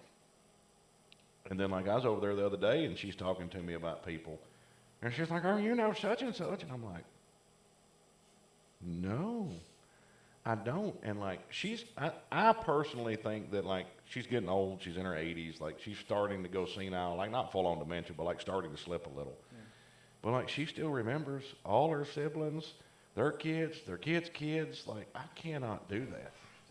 Like, I don't understand how you can't remember how to drive yourself home because you forgot the directions. But you can tell everybody. My wife can do that. She'll know the birthdays, and, like, I go to the pharmacy and they're like, "Well, what's your birthday?" And I'm like, let me look at my license. Like, Or one of us. What are we talking about? just how, like, Mama's, like, in my opinion, started to slip mentally, but she still knows all her sisters and brothers and all their kids and kids, and, like, she's talking to you constantly about people that you don't know. Who lose their memory, lose, like, short term. Especially her, she's very bad about, like, short term. You seen what these new phones can do? She used to call him Charlie Brown, and he hated it. Hey, Dylan. She used to call him Charlie Brown, and he hated it. Hey, Dylan. She used to call him Charlie Brown, and he hated it. Oh, he'd bicker. Hey, Dylan. She used to call him Charlie Brown, and he hated it. If you notice how every story she tells about me is something she used to do or say or call me that I hated. Depends. She's always like, "You always hated me doing this." Why'd you do it? I'm scared of the dark. I am 6'3" and 240 pounds. I am darn near armed 99% of the time. If I go out in my boxers in the middle of the night to smoke a cigarette, I usually have a pistol in my left hand ready to fire off. That's how scared of the dark I am. Left hand, I'd be like, Stormtrooper aim. You can quickly swap to your right. But I mean, the cigarette in your right hand. Well, that's why you drop it. A cigarette's less important in my life. But the problem is, like, my daddy, the wonderful grandfather to my children, and, like, older years we had a phenomenal relationship. We didn't have such a good relationship when I was younger. But, like, I remember, like, the monster growling in your bed, and you got to think, I saw stuff too. So, like, I never knew what was coming anywhere. He would, like, rustle the bed at night and then, like, reach up under the covers and wouldn't just grab my foot. He'd grab my ankle and fling me plumb out of the bed. If I got up to pee, my sister or my father were waiting around every corner at night. Like, I spent the first half of my life terrified. Guy at the factory one time snuck up on me. I'm in a Tyvek suit and everything. Like, I turned around, I grabbed him, and I got a knife at his throat. Because it was quiet back there, and it was a little dark back there. And I had told him, "Dude, if it's quiet and dark, do not sneak up on me. I'll freaking kill you." Like, and not on purpose. Like, that's just, like, I'm terrified of it. And he was like, a little Mexican guy, and he was like, "Whoa, bro, like, it's Jesus." And I'm like, "Oh, I'm sorry, bro." And so, like, I let it down. I'm like, he's like, "Dude, you weren't kidding." Like, I'm like, "Yeah, I'm jumpy." But, like, it's what we was talking about earlier with the whole, like, raising and, like, the experiments. Like, what factors dictate how you react? I'm pretty sure if I hadn't spent the first half of my life running around like a scared puppy, I might not be scared of the dark today. Well, that's like I don't know, what was it? I was telling Allie about how all my friends are always like, "Oh, your sister's so nice." What? Yeah, they're always like, "She's so nice." I'm like, dude, when I think of Allie, I think when I was 6 getting chased around with butcher knives. When I got up to go pee, you hid behind the dresser to scare me because I was going pee at least 5 times at night. Like, Yeah, I gave that to you. I'm sorry. Yeah, it's like I remember I used to be scared. I was a middle bunk, so we had like triple beds. We had top, middle, bottom, and she was always top or bottom, and I loved that middle bed. I gave it up, and then I never got it back. Stupidest decision I ever made. Like once you gave up the bed, you never got it back. But I was bottom bunk right before we tore them out. But I shared with my two closest sisters. But they would, when I was middle bunk, she was bottom one time. Even when she was top, she would come down, she'd hide behind my ladder, because you could play under the middle bunk, and she'd hide behind the ladder, and she'd grab my feet as I walked up the. You're talking about Allie? Mm-hmm. And she reminds me so much of my sister. She'd chuckle under there, and she'd give me heebie-jeebies. She'd sit there, and she'd just do like a witch cackle under the bed. The only time And she'd reach up there and grab me. when we were little that I got my sister, and I go like, "Did you ever meet Faith?" Okay, so like Dylan understands it, and Oh yeah. for like the audience listening, I am 6'3", and usually hover 250 to 300 pounds. I'm a big man. My sister, I could hold my arm out and she could walk under it and not touch Not it. like that when he's standing. Yeah, when I'm standing. She was like 5'1", 5'2", maybe 100 pounds. I was terrified of this girl. She used to beat me with dog chains and broomsticks and like just terrify me.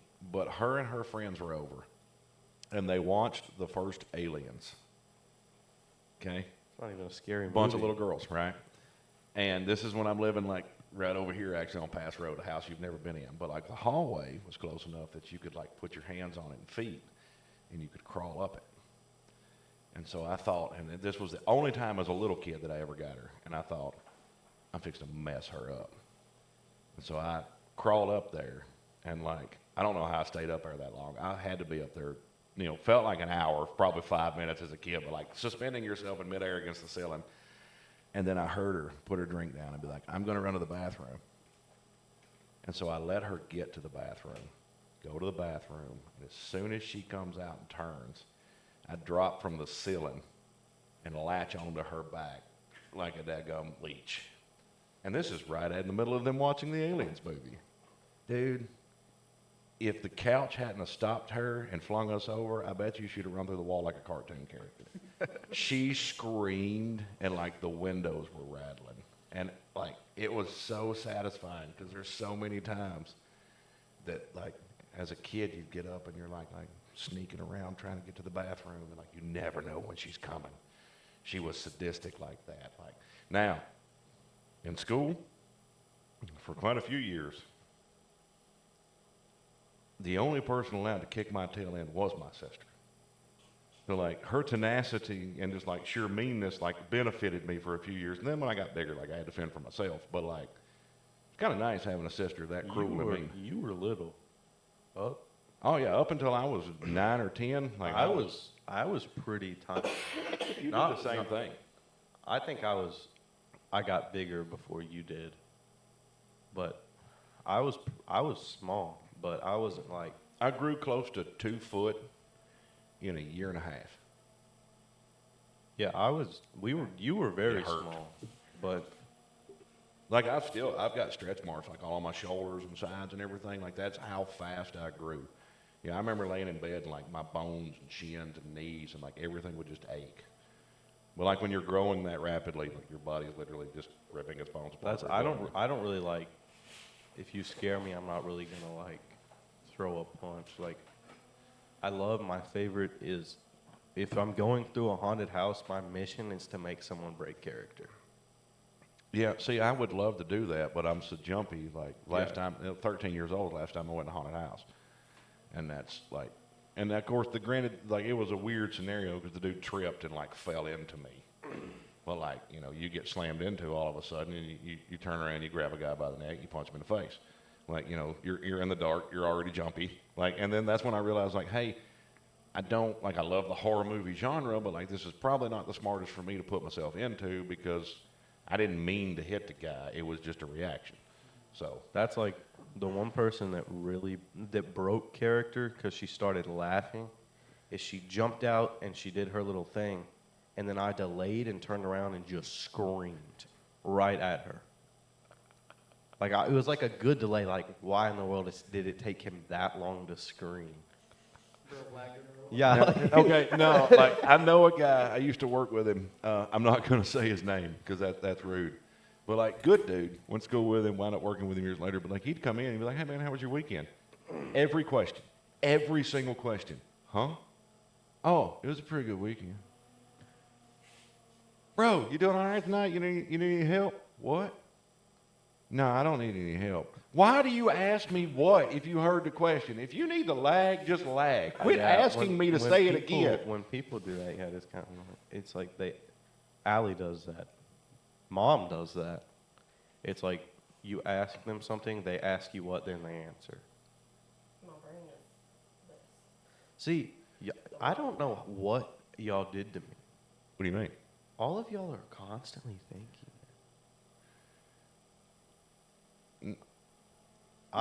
My brain is rarely moved. You and Angel somehow. Hey, The trauma we gave y'all made you better. I don't know. The trauma we gave the other three, like, done them like us. We're not right. Yeah, because they're all like twitchy and their brains are always moving. I'm like, I'm doing whatever I can not to have to think. Now, see, I'm the same way. That's why I have multiple guys. So, like, they can go do their thing and my brain can still be active, but I'm not, like, That's why focusing on it. people are always like, you act high. And it's like, no, I'm just literally not thinking about anything. It's a blessing. Well, like, a lot of guys are like that compared No. to girls. Cause they, Well, I mean, a lot of guys are like that compared to girls. Like, we could be thinking, but a lot of times I think, and this isn't for every guy, but I think a majority of men, even when they are thinking, it's not emotional based, it's logic based. well, like, okay, Granddaddy's front porch, I could sit and look at that pond for 5 hours. Yeah, but see, you're thinking, but what you're doing is just taking in the scene and just enjoying, absorbing everything. Ask me what the heck I'm thinking about. Well, that's anybody. That's like if I'm like, hey, Dylan, what's your favorite song? You had one right before I asked. Oh, Probably could have said the title, the artist, everything. But as soon as someone asked, you're like, that's, when I was in college, I read 2,500 words a minute. I love to read. So the books that I would, like, they were telling me to read, I would have loved to have, I would have sat out and read on a weekend just for fun. Second you tell me I have to, excuse me? That's It the is human brain. mandatory that I read? No. That's just how the human brain works. So. I swear there was 1 week that I had to read like 400 pages. And that's a lot of pages. It was a very heavy week. But like, I can read that in 30 minutes if I really want to. You are a fidgeter and a half. worse than me. I'm just trying to fix that. You did it wrong. But it took me probably 30 hours to read that 400 pages. Because I'd make it a half a page in, I'd be asleep. My brain and body would rebel. They're like, you told us we had to, we're not doing this. And it's See, like, hang on. She just said squirrel, right? uh-huh. Here's the difference, okay? Asa sees a squirrel, he drops everything, he completely forgets what y'all were talking about, and he just brings up a different subject. A lot of people with ADHD do this. I fixed this, didn't say anything about it, didn't care until someone pointed it out, stayed listening to what you were saying, it wasn't like bothering me to the point where it had to make me think about it somewhere else. I just thought, that looks kind of wonky, let me fix it. Yeah, and that's fine. Like, I had a boss one, like, you work at a factory, so you'll understand how hilarious this would be. This man, he looked just like Bruce Campbell, in my opinion. You know what I'm talking about? Ash versus the Evil Dead, the Evil Dead guy. Yeah, okay. And like, he loved Bruce Campbell, but like, he was an awesome boss. The only problem was, he was like a squirrel dog or like coonhound on cocaine with ADHD, 3 legs and half an eye. Like, that is his attention span. You would literally be discussing something about work with him. You would look over because you've seen a noise, and when you turn back, this fool be gone. Like, you could look up now and he's gone. You find him later and be like, bro, I was talking. He'd be like, man, I'm sorry.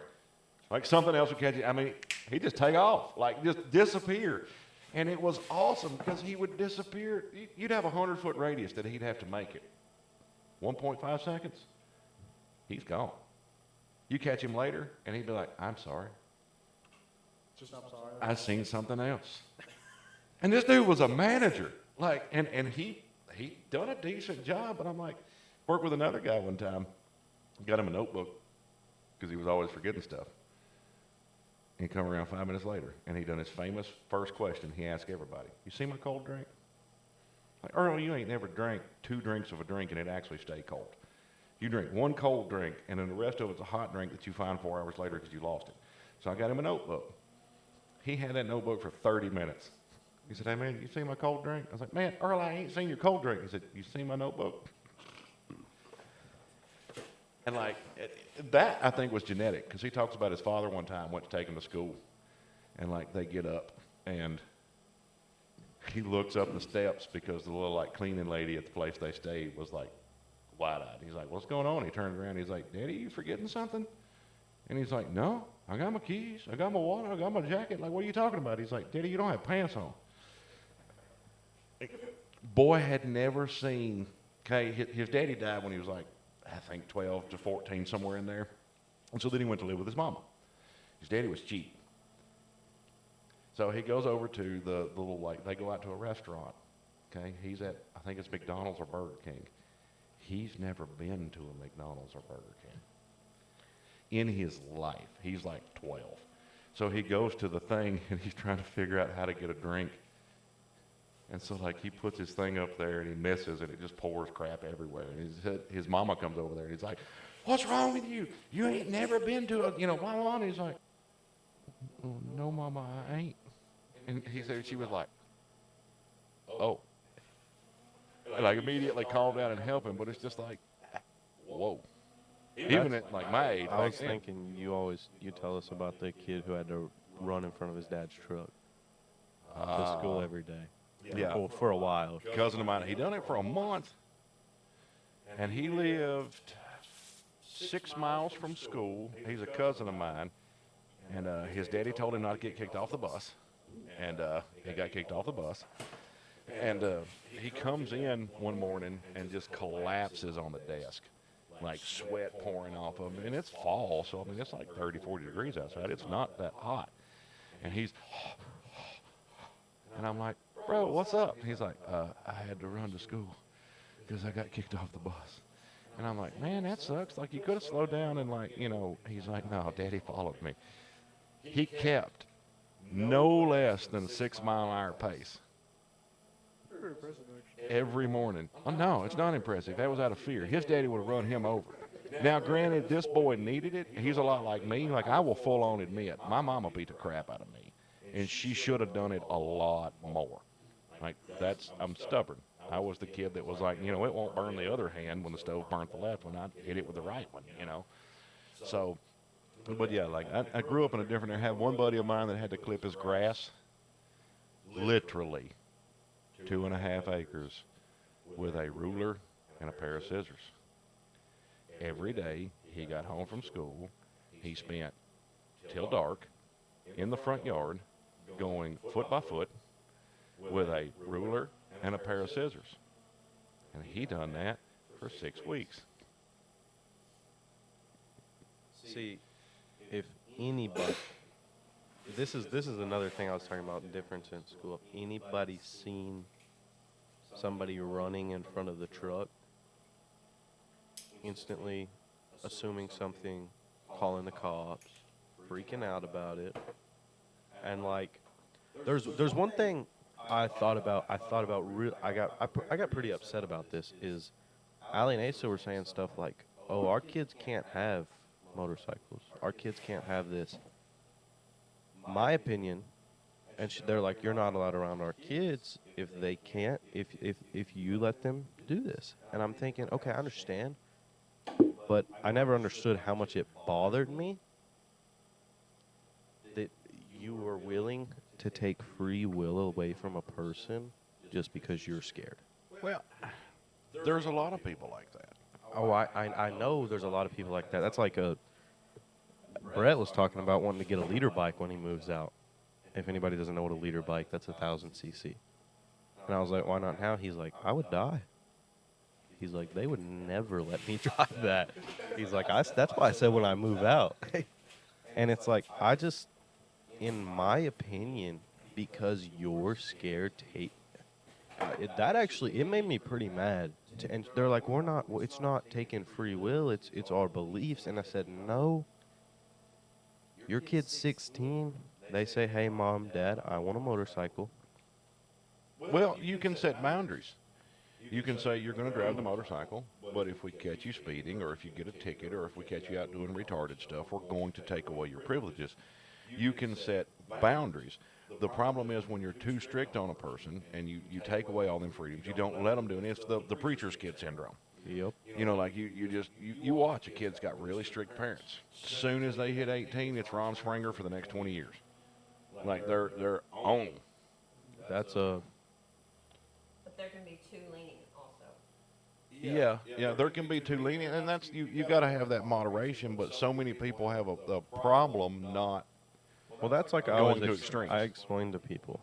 I'm like, I could probably ask my dad if I could jump off a cliff, I'd say do a backflip. and he'd probably shrug his shoulders and say whatever. Ask him if I can go stay a night at his friend's house, probably going to say no.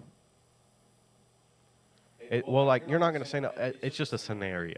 Like, Yeah. something you're going to say no about that really makes no sense. It depends on the friend, Yeah, but like, and a lot of times, for me, it would depend on their parents. Because like I know a lot of people, and it'd be like, I know them parents. but like, Now- okay, if I'm going to ask a parent if I can do something, I'm asking you. Because mom thinks about it too much, or she forgets. Oh, you are both very bad about that. You ask someone a question, and then they just ignore you. You do it so that you don't have to answer a question you don't want to. Parenting 101. You ask, Feel don't feel. hey, Dad, can I drive? He just keeps walking to the truck. Doesn't even look at you.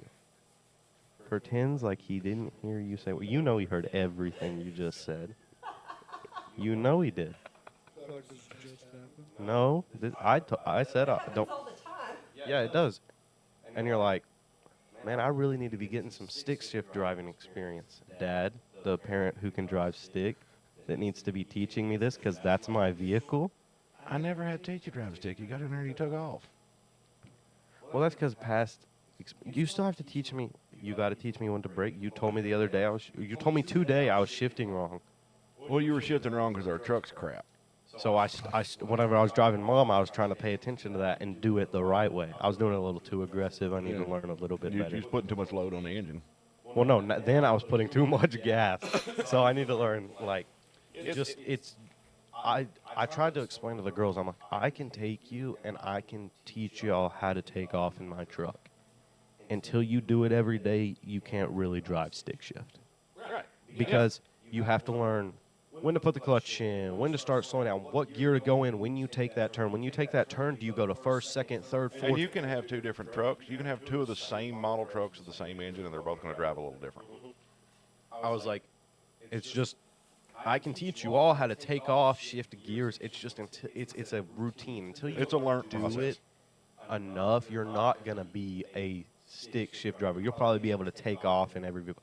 That's like, I learned how to drive in a truck. You didn't even have to really put the clutch in to take off. First time I drove a stick shift, I was 9. And we were all out in the hayfield, and the guy that was driving was leaving. I'm not an idiot. They're like, who can drive a stick shift? I'm like, I can. I ain't never drove a stick shift.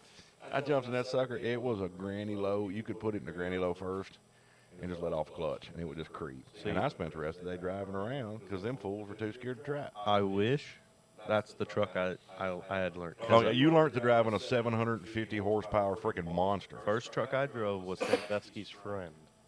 Had the same truck, and he spent a good amount of time trying to get me to learn how to take this thing off. He was pretty persistent. He's like, "You're gonna learn this. You got this, kid." And some friend of Sandusky, I don't even remember the dude's name, but he was like, "You got this. You're pretty confident." I was really trying, but I just couldn't get it. So eventually, someone else drove.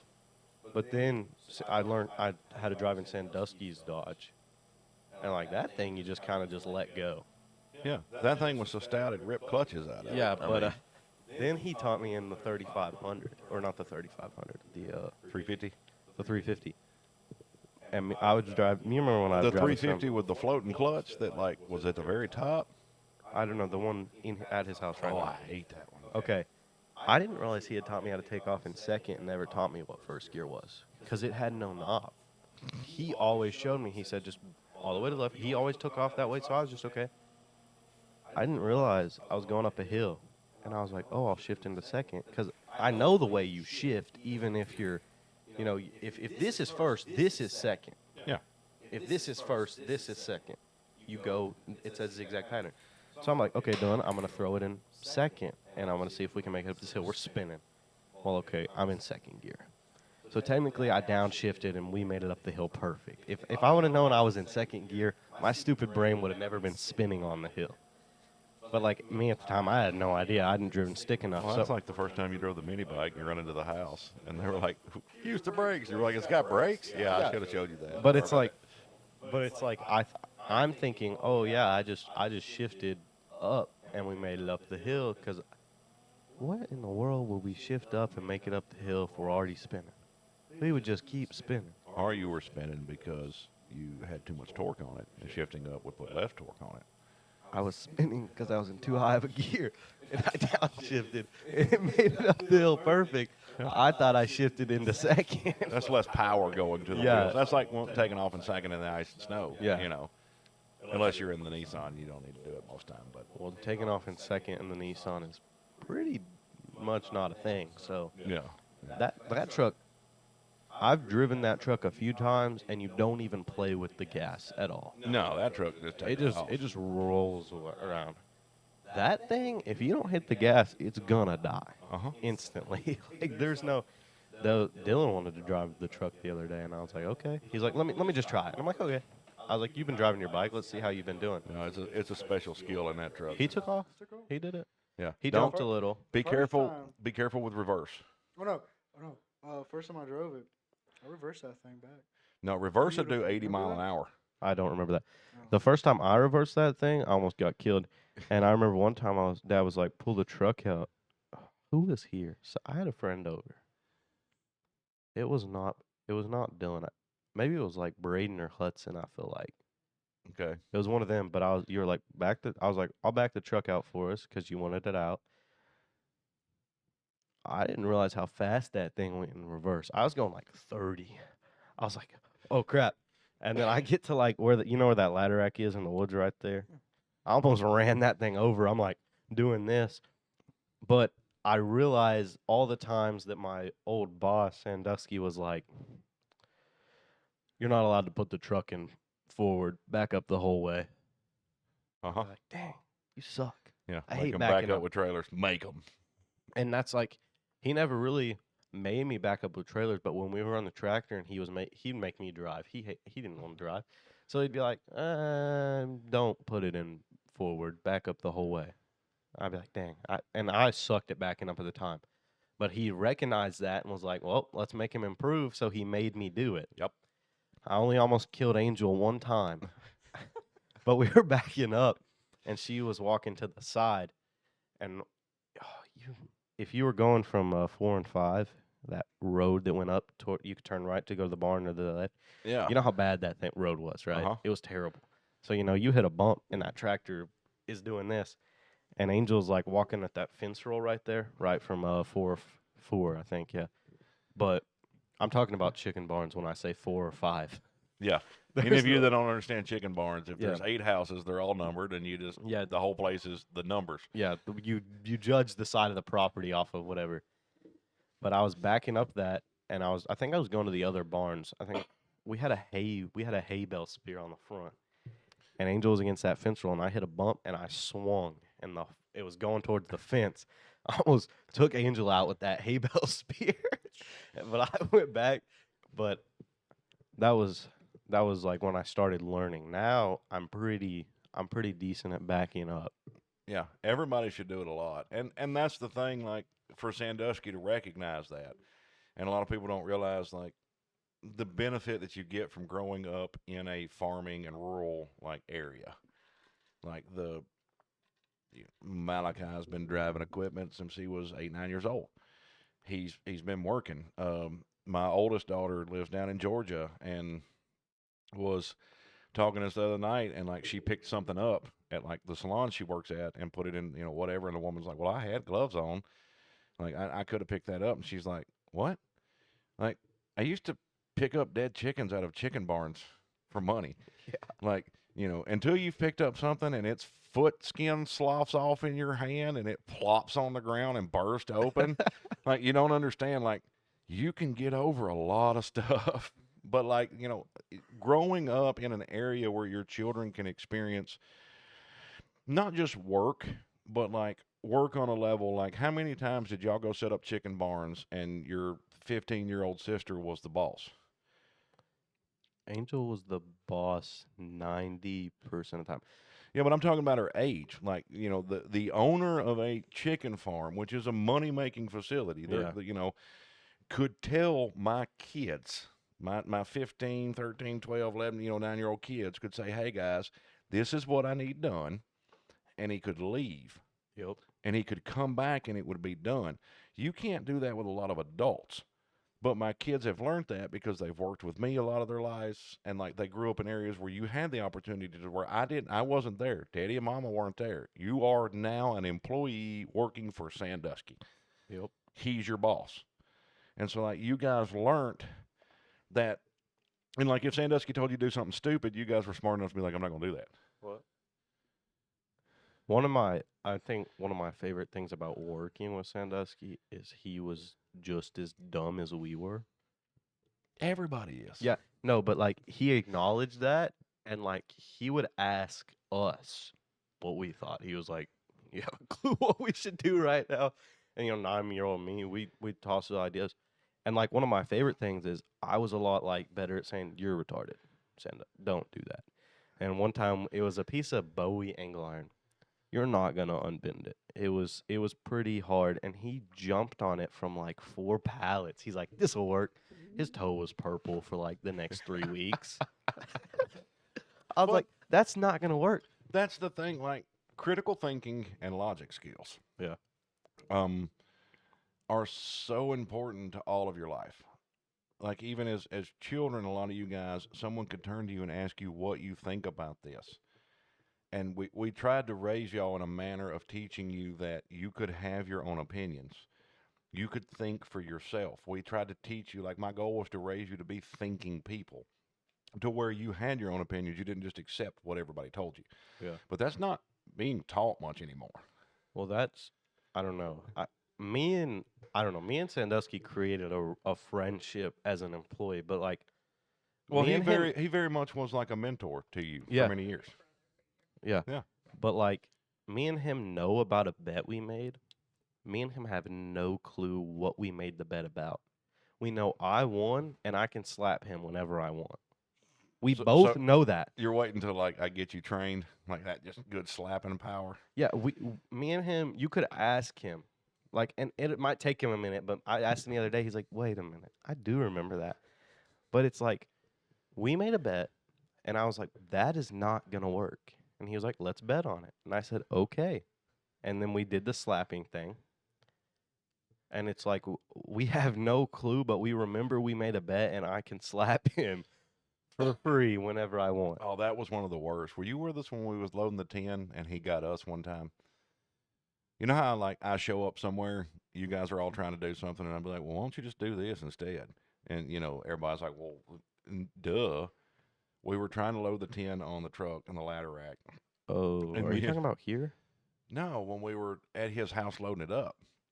And I've got a 22-foot ladder rack, and we're trying to load 20-foot pieces of tin, and me and Angel are fighting them. And he comes up, and he got me for the first time. And he was like, "Hey, why don't you just, like, set it on the front and then just push it up?" And I instantly was like, dang it. All the times I've come up and been like, you could just turn the tool around and use the other, and he got me, and I'm like, that's it. Fair enough, man. Like, I'll accept that. And Angel was even like, dang it. Like he told Angel one time, go get the fuel tank out of the truck. If I say fuel tank, what do you think about? The fuel tank out of a truck. Yeah. Like if you go to the back of a farmer's truck and he says, get the fuel tank out, you're going to be looking for the giant diesel tank that's bolted to the bed. So that's what Angel's looking for. She goes up there and she's like, and of course, my daughter has been taught to, I will give the kids instructions and be like, I'll leave. I don't care how you do it. Just figure it out. So that's Angel's mentality. She goes to the truck. She's looking at the fuel tank. How am I going to get this 150-gallon full fuel tank out into Sandusky? And finally she goes and talks to him, and he's like, the fuel tank. No, she knew when she got there and there was a gas check, because she knew he talked. Retarded. Yeah, he calls it a weed whacker. I've heard of this. Like some of his languages. So like apparently I forgot the story, but like she knew that she was looking for a gas jug, and she's like, "Don't you mean a gas jug?" Well, that's what I'm saying. When she got there, she understood gas jug. Okay, that's why you need a microphone. But like the point is, like there's vernacular, how you say things. Yeah. The slang of different areas, the slang of different generations. Like it's so insane. But like the thing that drives, like the weed whacker one always got me. I was like, bro, it's a weed eater. And he's like, it doesn't eat the weeds, it whacks the weeds. I'm like, yeah, but I'm not going to say I'm going to go whack some weeds. I'm going to run a weed eater. I'm going to run something that's mean, that tears stuff up, not just whack them. Yeah. He texted me one time and it auto-corrected. He was like, I told him, he said, like, I'm out in the field. I'm like, okay, I'll drive out to you. And he's like, be careful about the tits in the field. And then I'm like, what? Why are there like I'm thinking he's got like a cover for something and is like the little aerial ones that look like tits. And he's like, no, I meant to say he had like valves. And he's like, I don't know why. I'm like, how often do you text tits for your phone to assume? And how many people have you murdered, man or female, and put tits up in the field? I need to know how often you text about this. And he's like, shut up. Those were some interesting times working in that field. And but look at how much experience, like not just, experience in working, but like life experience, learning how to build a relationship, learning how to learn from a mentor, learning how to drive, how to handle problems, how to problem solve. Well, that Like was all his equipment was junk. You had to be like a master problem solver to keep it running. That was one of the like weirdest to me, is because you were not like this growing up. You cared about everything. We couldn't drive that. We couldn't drive that. He didn't care. He would tell you to, no, you can't blame her. Mom would be like, move the car. You cared a lot. That's because we never had the money to replace it. Sandusky's like, go move that. I'm like, bro, that's your 2022 Ford Sienna or Toyota Sienna or whatever. And he's like, yeah, I don't care. Yeah, but that's the difference in like we never made it to the financial level, like even now. Yeah. Like we drive all junk because we don't have the money to go replace it. And like it's a different, like once you get to a level, like a lot of his stuff was bought by the farm. So like if it got tore up, the insurance would pay for it, stuff like that. And there's a big difference in being able to replace it and not. If you notice now, you can drive just about anything because it's all junk. Yeah. I don't know. You were very uptight. You didn't even really care. You just were uptight. I don't know what it was. You were a lot looser now, but had a lot of mental problems. Had a lot of my emotions you just shut off. didn't want to I don't know if that you didn't want to teach us. I didn't want to deal with the consequences when things went wrong. I had so much go wrong, so much of my life. And at that stage, I was really suppressing so much stuff, so everything was pure logic. Okay, it's much more logical to not let them do it so that I don't have to deal with anything if it goes wrong. Yeah. That's like one thing, Mr. Jeff's car has a dent, like right in the side, his RX-8. And I asked where it came from. He's like, I told Luke to go back up the truck. He'd never driven a truck. He was like, he backed into it. It was like, and obviously you're mad in the moment, but now you look back at it and you're like, well, parent fault, kid fault, both of us are at fault. But if you look at like even when I did let y'all do stuff, or like if you messed up, like and I've been trying to fix this because I've had anger issues most of my life, but like if you messed up a small thing, I had an issue of blowing up. The tiniest things would blow me up. But like if the car is on fire, Like, Yeah. and you've experienced this. The car light's on fire, and I'm like, My get a thought- fire extinguisher and put it Well, out. like, okay, you know, in that thought, I was like, dang, I just lit the car on fire. yeah. He's Car. gonna Okay, be our so mad at me. Toyota Sienna overheats on my wife and children while they're in Florida seeing my sister, and Both sisters, yeah, actually. yeah, we limp it home. And me and my father have to go down and meet them and everything. But, like, they got this car so hot that it baked the paint off the valve covers. And then, like, it would get so hot that if you shut it off on it, like, as long as you left it running, it would stay running most time. But, like, if you shut it off when it was hot, the pistons would swell up in the cylinders, and it wouldn't start until it cooled off again. Yeah, So- the computer would get so hot, too. Yeah. And so we've got it out in front of the shop, and then, like, I've got the footage saved somewhere if it hasn't been lost in all our computer crashes. But, like, the batteries out of it, all of the things that can start a fire are not in this car. Yeah. The only thing that's in it is fuel. Yep. And I was fixing to call the insurance company and cancel insurance on it that morning, Friday morning, because it was going to be down for a while, basically. Like, the damage that was already done, I didn't know if it was worth fixing at this point. And so the insurance company just happened to be closed, so I didn't get a hold of them. They didn't cancel it.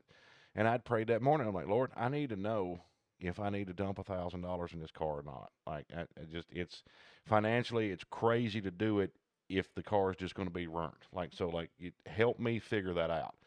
That evening, we're having a party or something. Was having a cookout or whatever. I don't know what. We were moving it for some reason. Yeah, there was people there. Yeah, I think it Papa was here. Yeah, Papa was here. Caleb was here. So we was doing some was it family when he event. was smoking? When Caleb was smoking all that stuff? When he was smoking for us, yeah, because he was fixing to go off. Yeah, he was smoking. Like, what? He wasn't blowing it out. He was smoking meat for us because I I think he was fixing to ship off. I feel like that. No, that was too early. I don't really remember why we was having a party, but I know everybody was here. But we was going to back the We needed van in up the for shop some reason. Yeah. And Malachi gets in there. Now, granted, it's got no battery in it. It has no electrical source. He turns the key on, and this just goes up in flames. On. No, to the on position. Yeah, he turns the key to the on position. I don't even. so that I don't he even can go put to it in spark, neutral. Like okay, you're gonna spark the starter. I don't even do that. I turn it to the running position, Yeah, and it the just lights whole up. car just. I see flames, and I'm like, and like I said earlier, my first reaction is, he's gonna be so mad at me. Oh my gosh, what did I even just do? And so I get out of the car, I'm freaking out. I'm like, Dad, the car's on fire. And he's like, yeah, I know.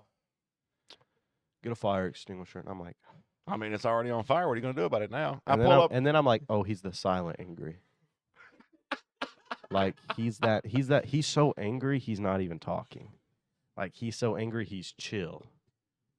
Scary kind of. My immediate thought, immediately, as soon as I seen the flames, was, all right, Lord, I got your answer, but I would appreciate it if you didn't answer me with fire next time. I'm not Moses.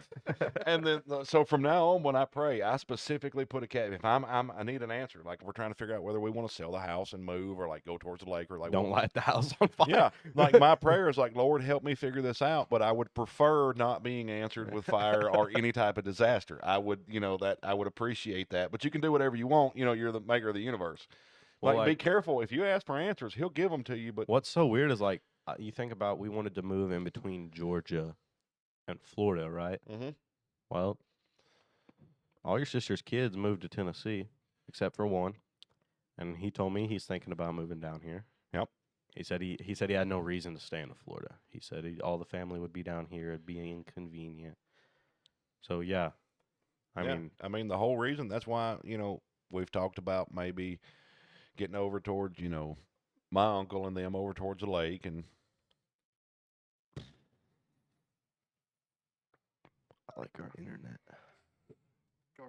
We do have pretty good internet. And I don't think we're gonna get. I'm not sponsored. This is the first episode. The show hasn't even been released yet, but thank you, Spectrum, for our new internet. It is amazing. And thank you, And no, hang on.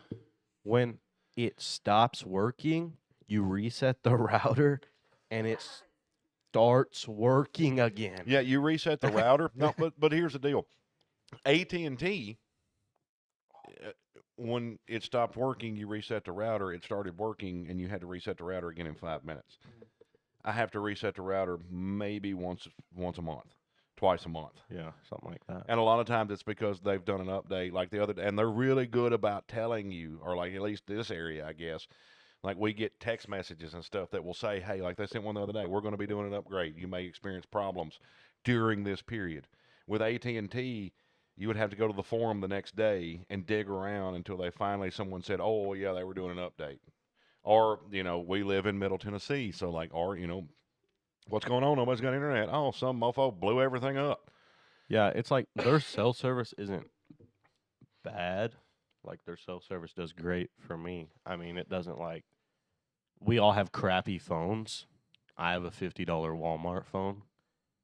Like it's not like I'm expecting them to go above and beyond because I know my phone is junk. Like Yeah. I know it's not like But if you pick it up and need to make a phone call, you expect to be able to make a phone call. like okay. Sorry. If I lose service, I have to restart my phone or I don't get service back. That's how bad my phone I is. thought that might have been on purpose for him. Like, hey, look how crappy it is. Yeah, look at this No. terrible phone. I need a No. new one. Like, okay, when the screen gets hot, you can see bubbles from where it's so hot. Like, okay, like where the cracks are, there's bubbles around the cracks from where it gets hot. And like, I'll touch this sometimes, I'll be like, dang. Okay, I'm not familiar with the newer gaming systems as much. But like, do the newer ones overheat? Not really. PS5's had that for a little bit, but it stopped. Like the PS2s and the PS3s and stuff, like, would get so dusty and so full. Like it was The PS4 does that too. The red light of death. Like it would literally desolder the chip from the motherboard. Well, that was a big what was that called? The Circle of Death or something? Yeah, The the 360, they would all just shut down. The ring of death, the red light of death. PlayStation 2 had that too? I thought Yeah. it was just Xbox. No, PlayStation's had it too. And then I never understood, like, the PlayStation 3, I think it was. It might have been the 4 too, but I know it was the 3. Like, its processors and everything were so freaking out of this world for their time. Yeah. They were making supercomputers out of them. And then, like, Sony, like, they changed things to where they couldn't make supercomputers out of them. And, like, from a market perspective for a company, to be like, oh, we have the chance to be top of the market in something that every nation in the world is rushing to do, have the biggest supercomputer, the most computing power. Why would you not be like, okay, we'll make a form factor just for you? Why would you not jump on that cash revenue? There's a very big Sony is very greedy. They are very But that's what I'm saying. Why would you not jump on that massive cash I mean, revenue? like, so okay, Xbox is giving PS5 Halo because they said we have a game that has changed the gaming community and has changed a lot of to where games are now. This game is world known. This is a very good game. Not everybody has enough money to have both consoles. Yeah. So they said, here, PS5, we're going to give it to you this year. And the Switch, too. Both of them are getting Halo because you know why? Microsoft was like, we have such a good game. Let's give it to both. And see, that's like Metal Gear did kind of the same way. Yeah, Metal Gear is both. But the thing is, that's why I was so confused by that move, because it's like, okay, Sony, why didn't you go to them and say, you don't need this other stuff. You don't need the controller ports and all this. Never give Xbox Spider-Man, God Last of of Us, God of War. Name some more. Ghost of Tsushima. Yeah, Ghost of Tsushima. It's on PC now, but that's better. Yeah, they will never. Well, I mean, you can. Ghost of Tsushima's a great game. Oh, too. dude, games that changed just like how I viewed gaming.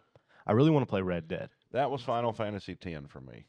See, the problem with the Final Fantasy games for me is they're so RPG based, kind of like. Yeah, but Final Fantasy X and Metal Gear Solid 2 are the ones that, like, they were some of the first, in my opinion, like, really immersive. Like, super immersive. In Metal Gear, you could shoot the freaking ketchup bottles. And I know that sounds stupid. Like, you could kick the watermelons around. Yeah, like, that's I mean, how Siege is. Like, you could interact with your world in a way that you couldn't before. Like, when Resident Evil went to, like, actual aim point view. Yeah. Instead of the 90 or the 45. Like, it changed the way Resident Evil gameplay was. Yeah. I don't know. It's so games are very good at like okay, those games weren't they were story based, but like okay, the first time I saw and really got hooked on video games was when I saw Raiden, right? I love Raiden. Yeah, you used to love watching me Okay. mess people up with his sword. No, I don't even remember watching you play. I remember this scene from Metal Gear Solid 2. I think you were playing it at the time. And like it's everything's breaking and Raiden has no arms, right? Uh-huh. And so he pushes like 50 people with a sword in his mouth. I believe that was the one to where you were fighting the paramilitary group. You didn't play Raiden in this Yeah, game. he shows up. Yeah, but Raiden always had high heels, and they moved down because he's a robot. They clamped his sword, and he like runs through there, and he's going between 2 feet and his mouth, killing everybody with electricity and a sword. And it was just like the coolest thing I had seen in gaming, and I was like, "Holy crap!" And I like was obsessed with Raiden for a while. Like Snape is cool, but Snape isn't Snake, not Snape. Snape, sorry, Snape. Different Professor genre. Snape. Oh my God! Please, please. Okay, if we get enough out there, and the two gaming communities would like to combine and do me an edition of Metal Gear, to where Snape is Snake. Snape. I can guarantee there's a mod out there somewhere. I need someone to put Don't this remember that together. mod video I seen you the other day. Are y'all doing the naked mods? How do you feel about that, buddy? What game was that? World of War? World of War? That's what it was, wasn't it? I don't think it was. I can't remember the game right now. Anyway, there was a mod that you could attack for PC that you could mod your butt plug to the game. Because he saw the name of it and he looked at it Like one of the lit up ones.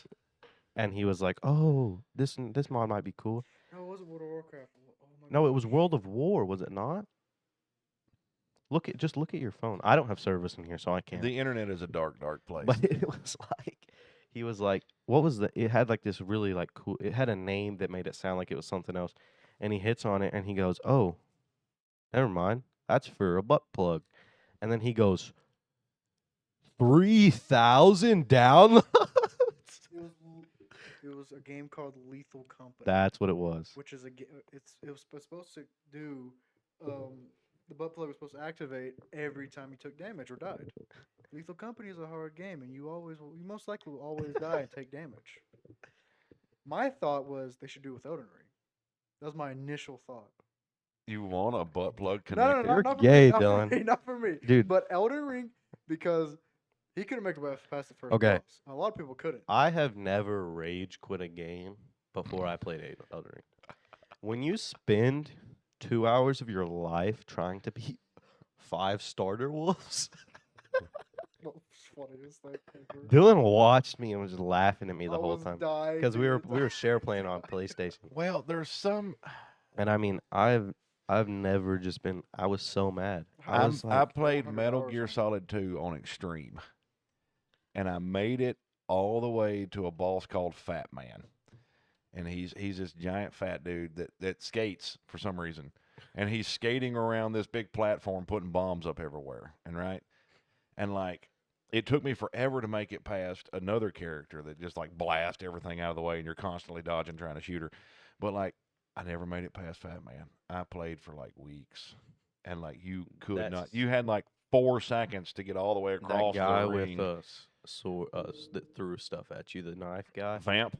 with the tongue, and he would like lick Yes, his blades. yes. He was so annoying. Oh my Play it. god! I never got to him on Extreme. Like on Oh, Extreme. you would have been. Like even on hard, like he was insane. Your mama played the third one. Okay, your mother always watched me play video games. We played the third one, which was what, Snake Eater, and you could find these frogs everywhere. These little like frogs, and if you shot all of them throughout the game, you got like unlimited ammo or something. I can't remember what it was, or stealth or whatever. But like we were going through trying to get that, and like one of the last frogs you got to get, you're on a motorcycle, and it cuts to where you have control in the middle of a cutscene.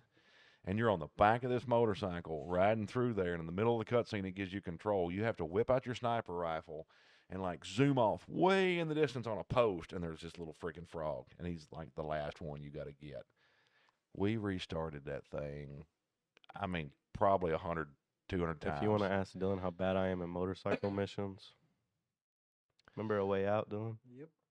So you're escaping an island where everybody's shooting like what were they shooting mortars at us? Like Mortars. they were AR, shooting at us. Mount LMG. Right. This whole game is based on two guys who form like a brotherhood through prison and escape together to find. Just in case. Oh, my fault. But basically, it's a brotherhood, and you're forming a relationship to kill a guy. Anyway, but you form the brotherhood, and then you're trying to escape an island, and these are the most touchy motorcycles I've ever used in a game. Like, No, they weren't. yes, they were, No, bro. they weren't. Yes, they were. They were the most easy. I suck at driving. I know you games, suck at driving games. and that was the most easy. Okay, maybe you just need to have extremely high sense in driving games. Because I tell you, you did this, your bike did this. And it was like, why am I doing donuts? A lot of driving games, like the car driving games. Yeah. You're driving and you turn to the left a little bit, and all of a sudden the car's like, and it's like, okay, I have turn at that Yeah. speed. That's why I don't. That's why I don't play them. I suck at them. Especially like Forza Now, on the I 360. would love to have like a full-on sim racing rig. Those look so fun. Like I've contemplated trading around some of my tools and I was stuff. this close to buying one a few days ago. There's the entire setup, everything but the computer, on Facebook for $400 right now. Well, there's It's got the controller, it's got the chair, it's got the whole rig. On Amazon. It's just the foot pedals and the steering wheel for the PlayStation. Well, no, I'm saying this one will hook up to PlayStation or anything, but like Really? it's the full like sit-in Yeah, rig. I like the Dylan doesn't have room for that. But I like the We like do. full That's what we could do. We could watch Dylan suck at racing games and roast him for 2 hours. dude, if you want to beat Dylan is hands down better at every video game we've ever played together. You want to beat Dylan in a video game? Appreciate it. Fighting games? Dylan can't button mash. Nope. I don't know. I want to learn the combination. I try to. Dylan Can't. and when you spam, like okay, my sister, she learned 3 moves on 2 different characters, and she beat us with the same move. She would spam the same move She would keep you Over. from being able to move. over and over. Get on my nerves. 'Cause I'm over here trying to learn. Dylan's trying to learn combinations. combos, and I'm just sitting here going, down left square, down left It's square, down about left winning, square, down Dylan. left square, It's down not left about square, down skill. left square, down left square. No, every game is about skill. That's the thing. And I'm just down left square, down left square. And Dylan's not very good at the movement of down left, up right, down left that, because not a lot of first person shooters have the down left. There's not Square, a lot triangle. of combos where you actually have to type in sequences. Yeah, exactly. So down left square is what was it? Dr. Fate. I just shoot like a cross at him, and I just sit there down left square, down left square, down left square, down left square. Now see, combinations did somewhat help me because I figured out how to do scarecrows. Some of his. Yeah, powerful now see if you moves. can learn enough and you play it enough to where you can like daisy chain the combinations and like just keep somebody immobilized, that's fine. We didn't play enough for that though. But if you're trying to do I started playing like Nintendo 64 Mortal Kombat or like NES Mortal Kombat. My first few games were Crash Bandicoot, Kingdom Hearts, and Call of Duty World War II. Kingdom Hearts is a classic. I love It is Kingdom Hearts. awesome. Kingdom Hearts is an absolute The classic. only problem with Kingdom Hearts is you get on a different game and you're smashing O to jump, Yeah, that's weird. I and went you're to like, PlayStation 2, what bro. is going on? That's crazy. PlayStation 2 controls. I don't know if I could do that ever again. Dude, and like, I have a PS2. Pick up a PS2 controller. Like when I was first married. Why is it so small? Kingdom Hearts was one of them, Final Fantasy X, and Metal Gear 2. But like, I got married at 16. But like, whenever we moved to our own house, we were 17. We lived in town, and I would get off of work. I work construction, and your mama, and like for the people listening, my wife I'd come in, I'd sit down in the recliner. She'd help me take my boots off. She would bring me my sandwich and my Coke. She would have her sandwich and her Coke, and she would cut the PlayStation on and hand me the remote. And she would sit there, and we would cut up with each other, and I would play video because she liked watching the cutscenes. And so, like, I bought Kingdom Hearts specifically because she likes all the cartoon characters, and it wound up, like, I bought it on a whim. And I was like, dude, that's one of the best games. It's a very intricate game. Yeah, If but it's you don't- entertaining. Like the if story, you the don't plots. have a lot of another problem is Kingdom Hearts had so many different games. You're not like today. You're not starting from the first game. You could be starting from the third one. Yeah, Because yeah. like the story and the one on the PS3 that we played They're different. was And not. they even did a remake where the story Yeah, was a little different. but it's combined. Everything is together.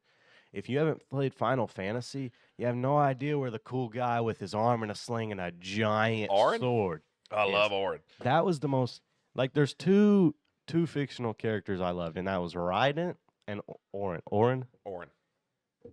The dude had his arm in a sling, and he had the most anime sword you've ever seen. It was the size of that fridge door over there. Yeah, and he would take a swig of his whiskey jug and like And he do his could- power move. He could not. He was slow, like you had, but he was too fast at the same time. He But was super strong. but he had to. He held his sword like this because his other arm was like this, so it rested on his shoulder. So when he attacked, he flung it off his shoulder.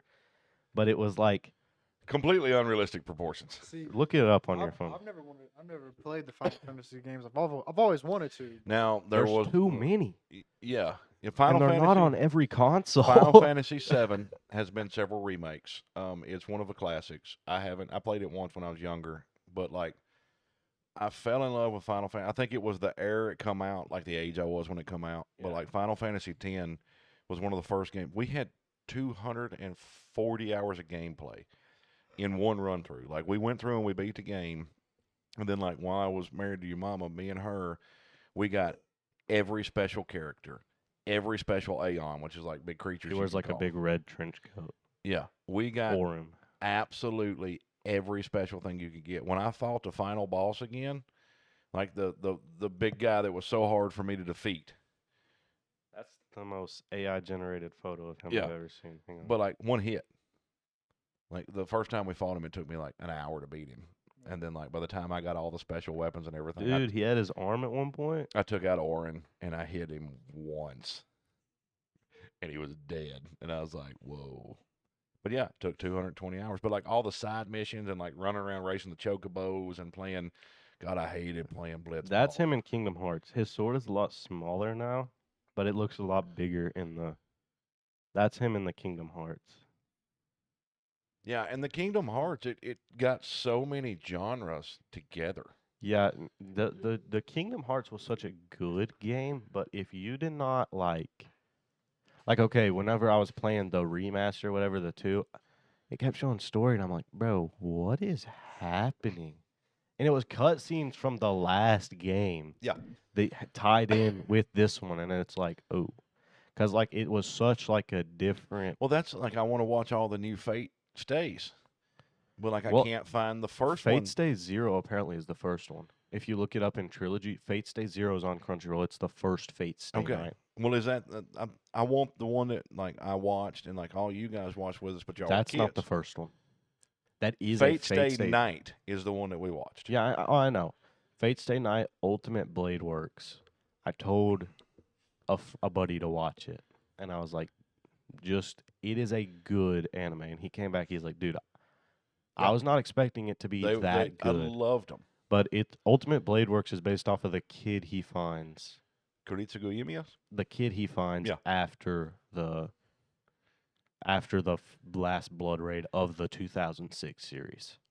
So there's there's a few before the 2006 series. I don't think they came out, but trilogy wise, they're before it. They're set before it, because you have the same people, not the same casters. Yeah, yeah. You have the You- same you have- fighters. You have the same fighters that can be called. They're Yeah. all in the Grail warriors or whatever, but you have different people calling them. caster. Oh yeah, I hate Caster. Saber. See, look. I've never watched. See, Dylan's Dude, one of you those would- guys that's You like would love them. Dylan's like the guy that I sent you the video. You probably haven't even watched it.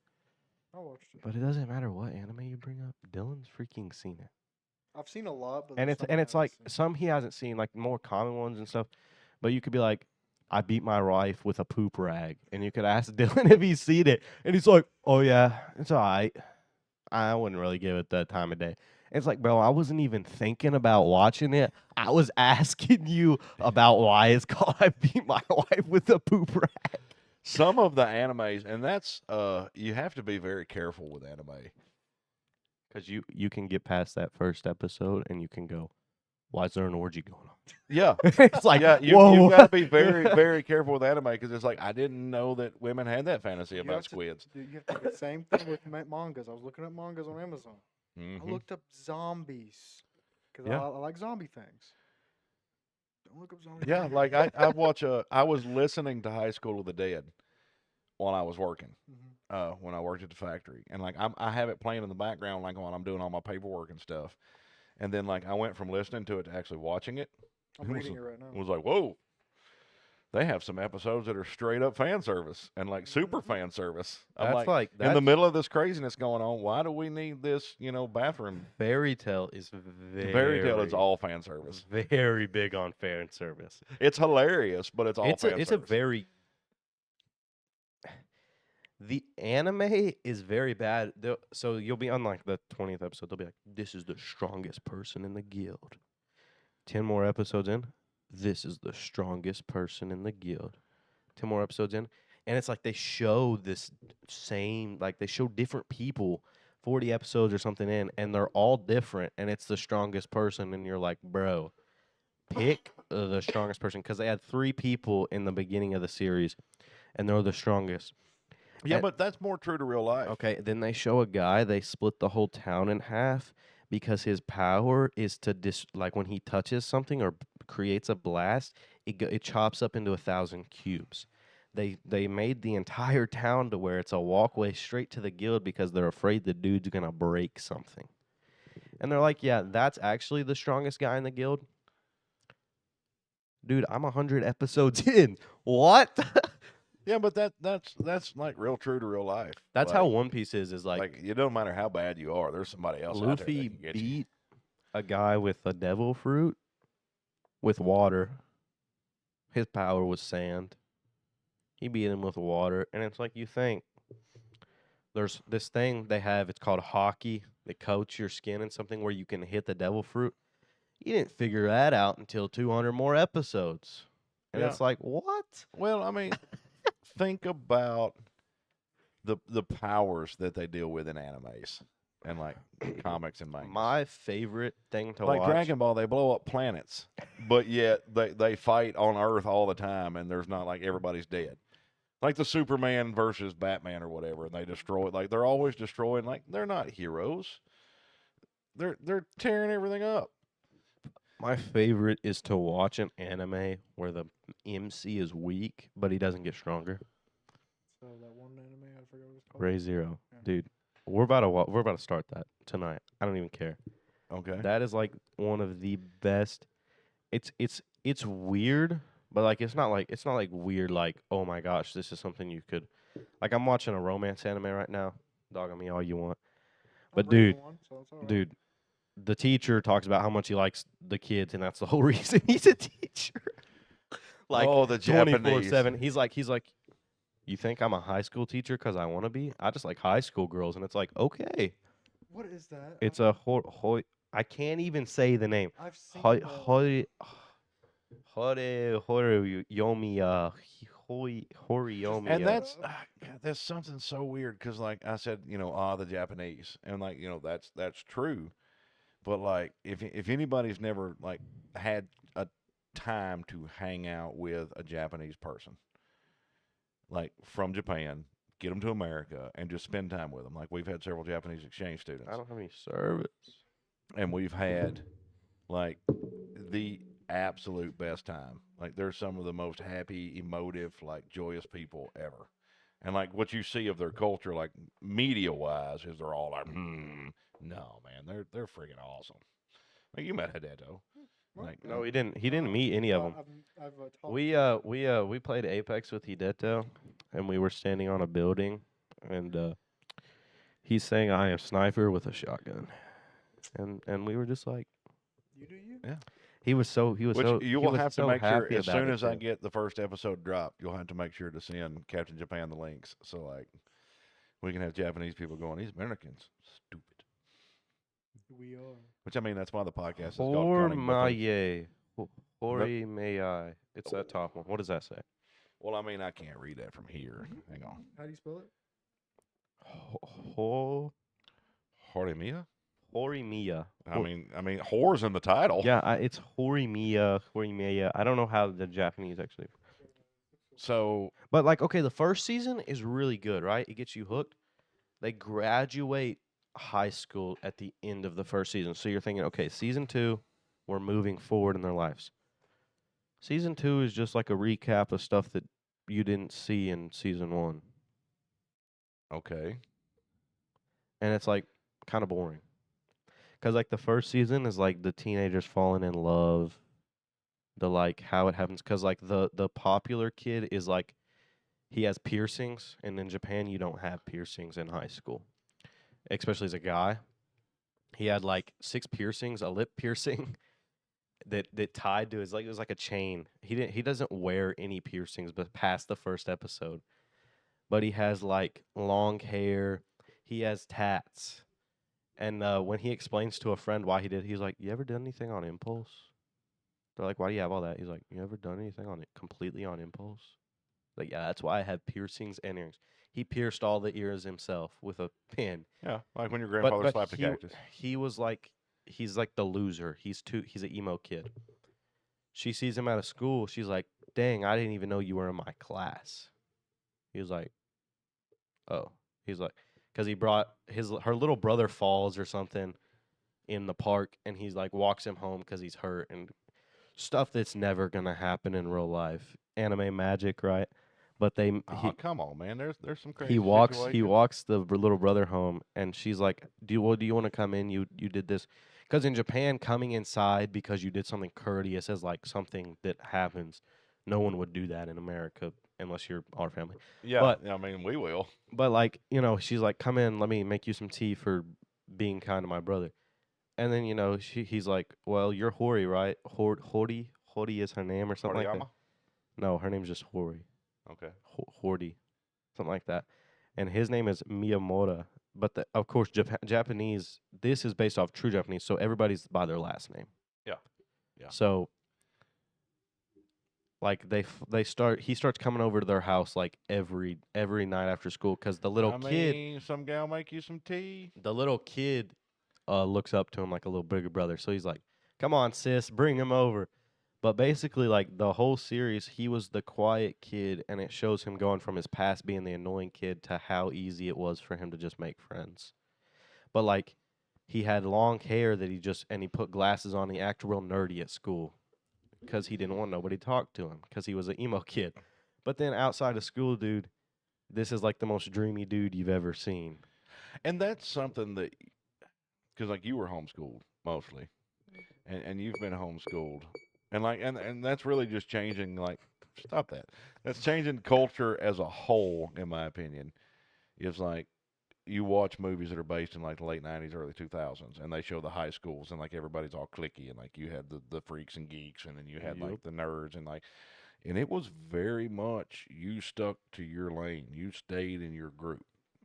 And, like, but it seems like the newer generations coming up, like, because of gaming, in particular, like, gaming has really solidified a lot of the males in understanding that, like, it doesn't matter, nerd, jock, or whatever, all of you get together and roast each other in a game. Bro, there is nothing better than when you sound older than you are, and you say, "I'm 15, man," in a game, and everybody goes, "What?"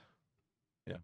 And I'm like, dude, I'm not your age, because we were playing with what was it? 2 girls, a guy, you and Brandon. Oh yeah. We were playing this like big murder mystery game, and both the girls had kids, man. They were talking to their kids, and like, we don't care what age you are, it doesn't matter. We're just playing a video game, and we were all in our lot.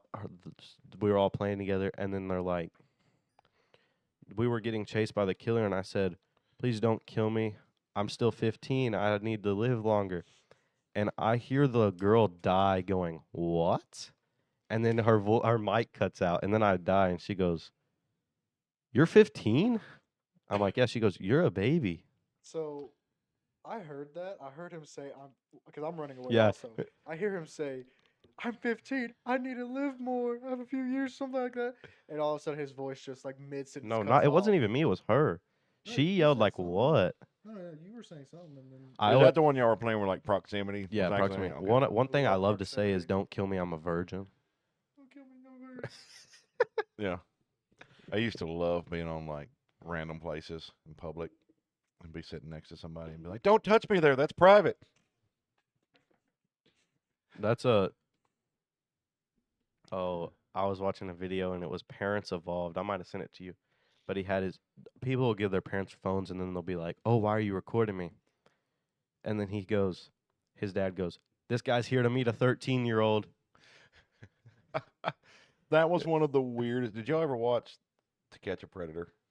I never watched the show, but I've seen clips. It was the Chris Hansen To Catch a Predator. That was the weirdest show to like.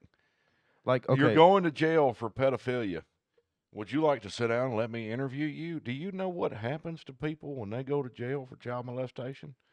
You don't want that known. No, they don't want to sit down and be interviewed on national. That's like there's a primetime lot of television. stuff nowadays of it's all over the media. People will literally text back and forth with predators and then go find them. And they're like, "This is my job." And it's like, okay, you do that, but don't put it on the media and it's not your job. Well, no, there are entire departments of like yeah. that's their No, job. there was one the police did it and he's like he walked in and he caught him in cuffs and the guy's just like, "Dang." Like just Just looking at him. don't diddle kids. Exactly. It's like one's like she said she was 12. You know that? How old was Have you seen the? You're too old for me. I like 9-year-olds anyway. Yeah. Something like that. he's And there to I don't me think- and he's talking to the police and he goes she's what did he say 13 and he goes to the police. She said she was 12. Bro, you did not just help your situation. That's like the one guy that argued in court. They were like, you got caught with 2 ounces, and he's like, "Fool, I had 2 pounds." Shut up. Yeah, and then there's one and it's like it's okay. I figured out she was 12, not 9. That's too old for me anyway. It's like, bro, you're talking to a police officer. People are stupid. Stop. But I mean, the thing is, like, with that proclivity, it's just wrong. Don't do it. Yeah, but it's like sitting there on a recording telling the police officer. I like to watch live PD sometimes. Oh, some of the people are the ones. Have you ever watched the live PD where it's obvious that the cop just planted something? I was I've seen some of those. yeah, And it's like, okay, I understand you just caught 4 bad dudes in a row, but the dude that you just like, I just watched you search his car, and then the camera panned back immediately to a spot that was empty 2 seconds ago until you put something there. there was one I was watching. I looked up like saddest moments or something. I wanted to see if there was any like real like deep ones. And he took the guy aside and he took the one guy to jail for not having a license. And then he talked to the other dude, and he's an old dude. And he's like, "Hey, look, you're 80. You're a veteran." He said, "You got cancer. You got like 3 different types of cancer." He said, "You can get legal stuff." He said, just quit the crystal meth, dude. He said, just quit the meth. He said, "You've got a story to tell. The stuff will just eat your body away." Yeah. He said, just think about that. He said, "We're going to let you go because you have 3 different types of cancer." He's like, And you're that's old. the problem too, though. Like, you get that cop in that situation, right? And we know a lot of cops, Yeah. and we know a lot of EMT people, and like what there's a lot of good cops out there, but the problem is you never know. Like, for instance, like personally happened to a friend of mine. He shows up to a disturbance with a teenager, unruly teenager girl and everything, and like he dealt with the situation fine, nothing come of it, but he was like, it was so hard because what he had just come from was where a guy had blown his brains out at the public pool in front of his wife and kids. So, like, when that cop pulls you over, like, even, like, give them the benefit of the doubt. Even if they're being an a-hole to you, like, you never know Yeah, what that's they like, just walked away and from. he said after, I like this because normally they don't tell you what the cop's talking about after, but he said, I stopped and talked to that dude because I had a brother who went to the army. He said I became a police officer because he came back hooked on drugs. He said he reminded me of my brother, and he broke down in tears in this. He said, so I took the time to talk to him. Yeah, but I mean That's another thing is if cops would do that more. well, that's not just cops. That's societal. Like if Christianity, like we're all Christians, but like if Christians, like the westernized Christianity, would get back to the, learning how to actually hate the sin but love the sinner. Yeah. Like it doesn't matter what you've done. Our goal is to spread the word of God, and the whole reason the word of God's important is because it doesn't matter what you've done. That's like I like working at the soup kitchen because you get to talk to all these people, and seeing new people. Mm-hmm. You get to know you get to know about them. I don't always talk to them. Some of them are kind of real weird, and Yeah. you don't want to talk. It's like the pirate that I take out to lunch. It's like, yeah, I don't want you to offer me meth, so I'm probably gonna stay over here. But it's like, when you see new people, and I love this guy. I said, we're asking him what he wants. He said, put it all on there, man. I'm just grateful y'all are out here feeding us right now. He said, thank Yeah. you, and it's like you can tell where people come from, especially because people around here they've grown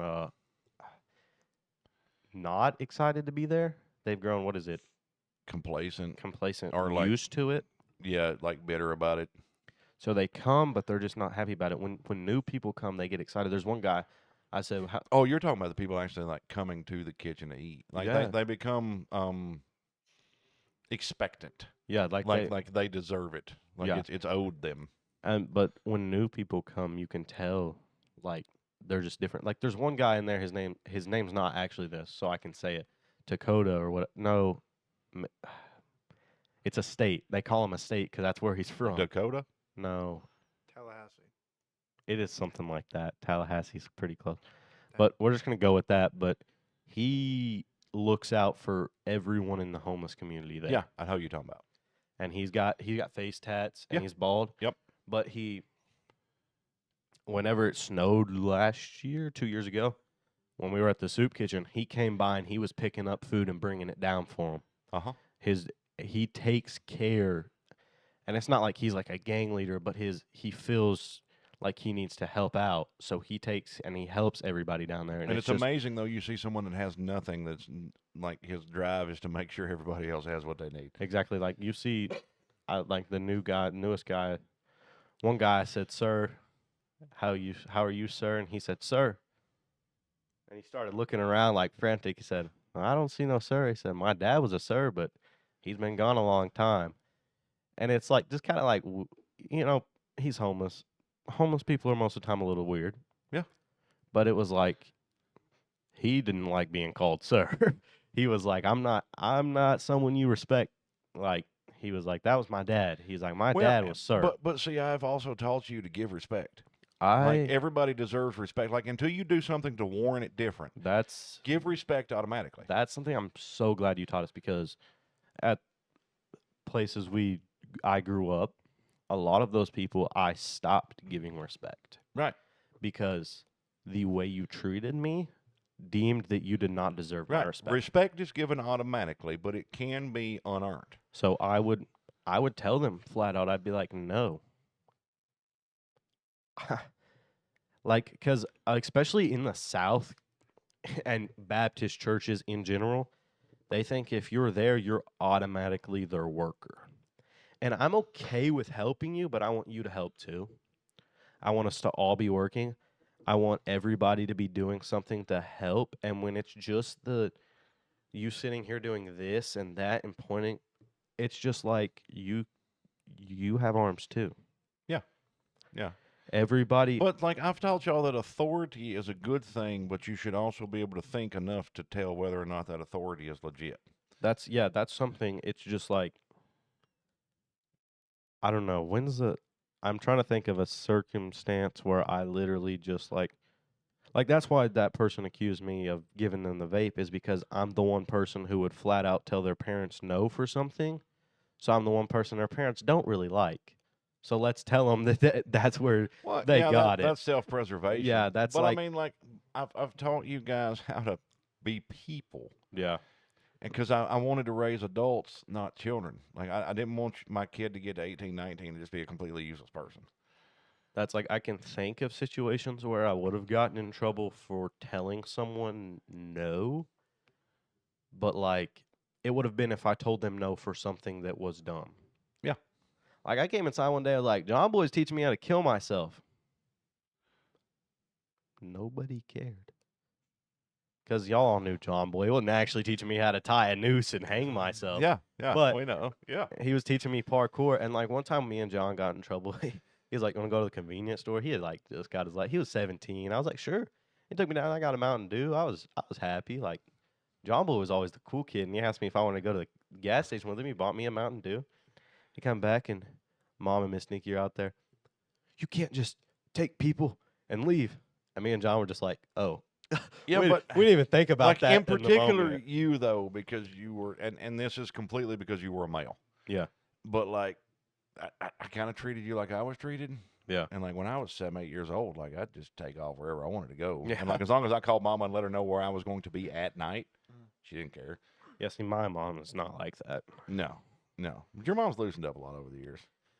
But we probably should wrap up for this episode. Yeah. But this is what we're gonna do, guys. If you're watching this and you notice we left any like cliffhangers because we changed subjects too fast, Yeah, just be put welcome. Put it in the comments and say, "Hey, Yeah. finish that." Yeah. Anything you find us on, like, subscribe if you feel like it. Maybe Like, Dylan will talk more next episode. yeah, we'll get Yeah. Dylan like livened up on some chimichangas or something and see if we can get him I've going. been holding in my peace, so that's why I've been focusing on But, yeah. controlling. If you have stuck with us this long, thank you so much. Just want to encourage people to have conversations with their family, get to know people. Like, spend the time and effort to build the relationships that you want. And Sure. that's it. Anything you guys can say anything you want while I have to get up and walk over there. Good night, America. And as the famous quote goes, good morning, good evening, and good night. And with that, the first podcast of 2025 is over. And with the 2025 season has come.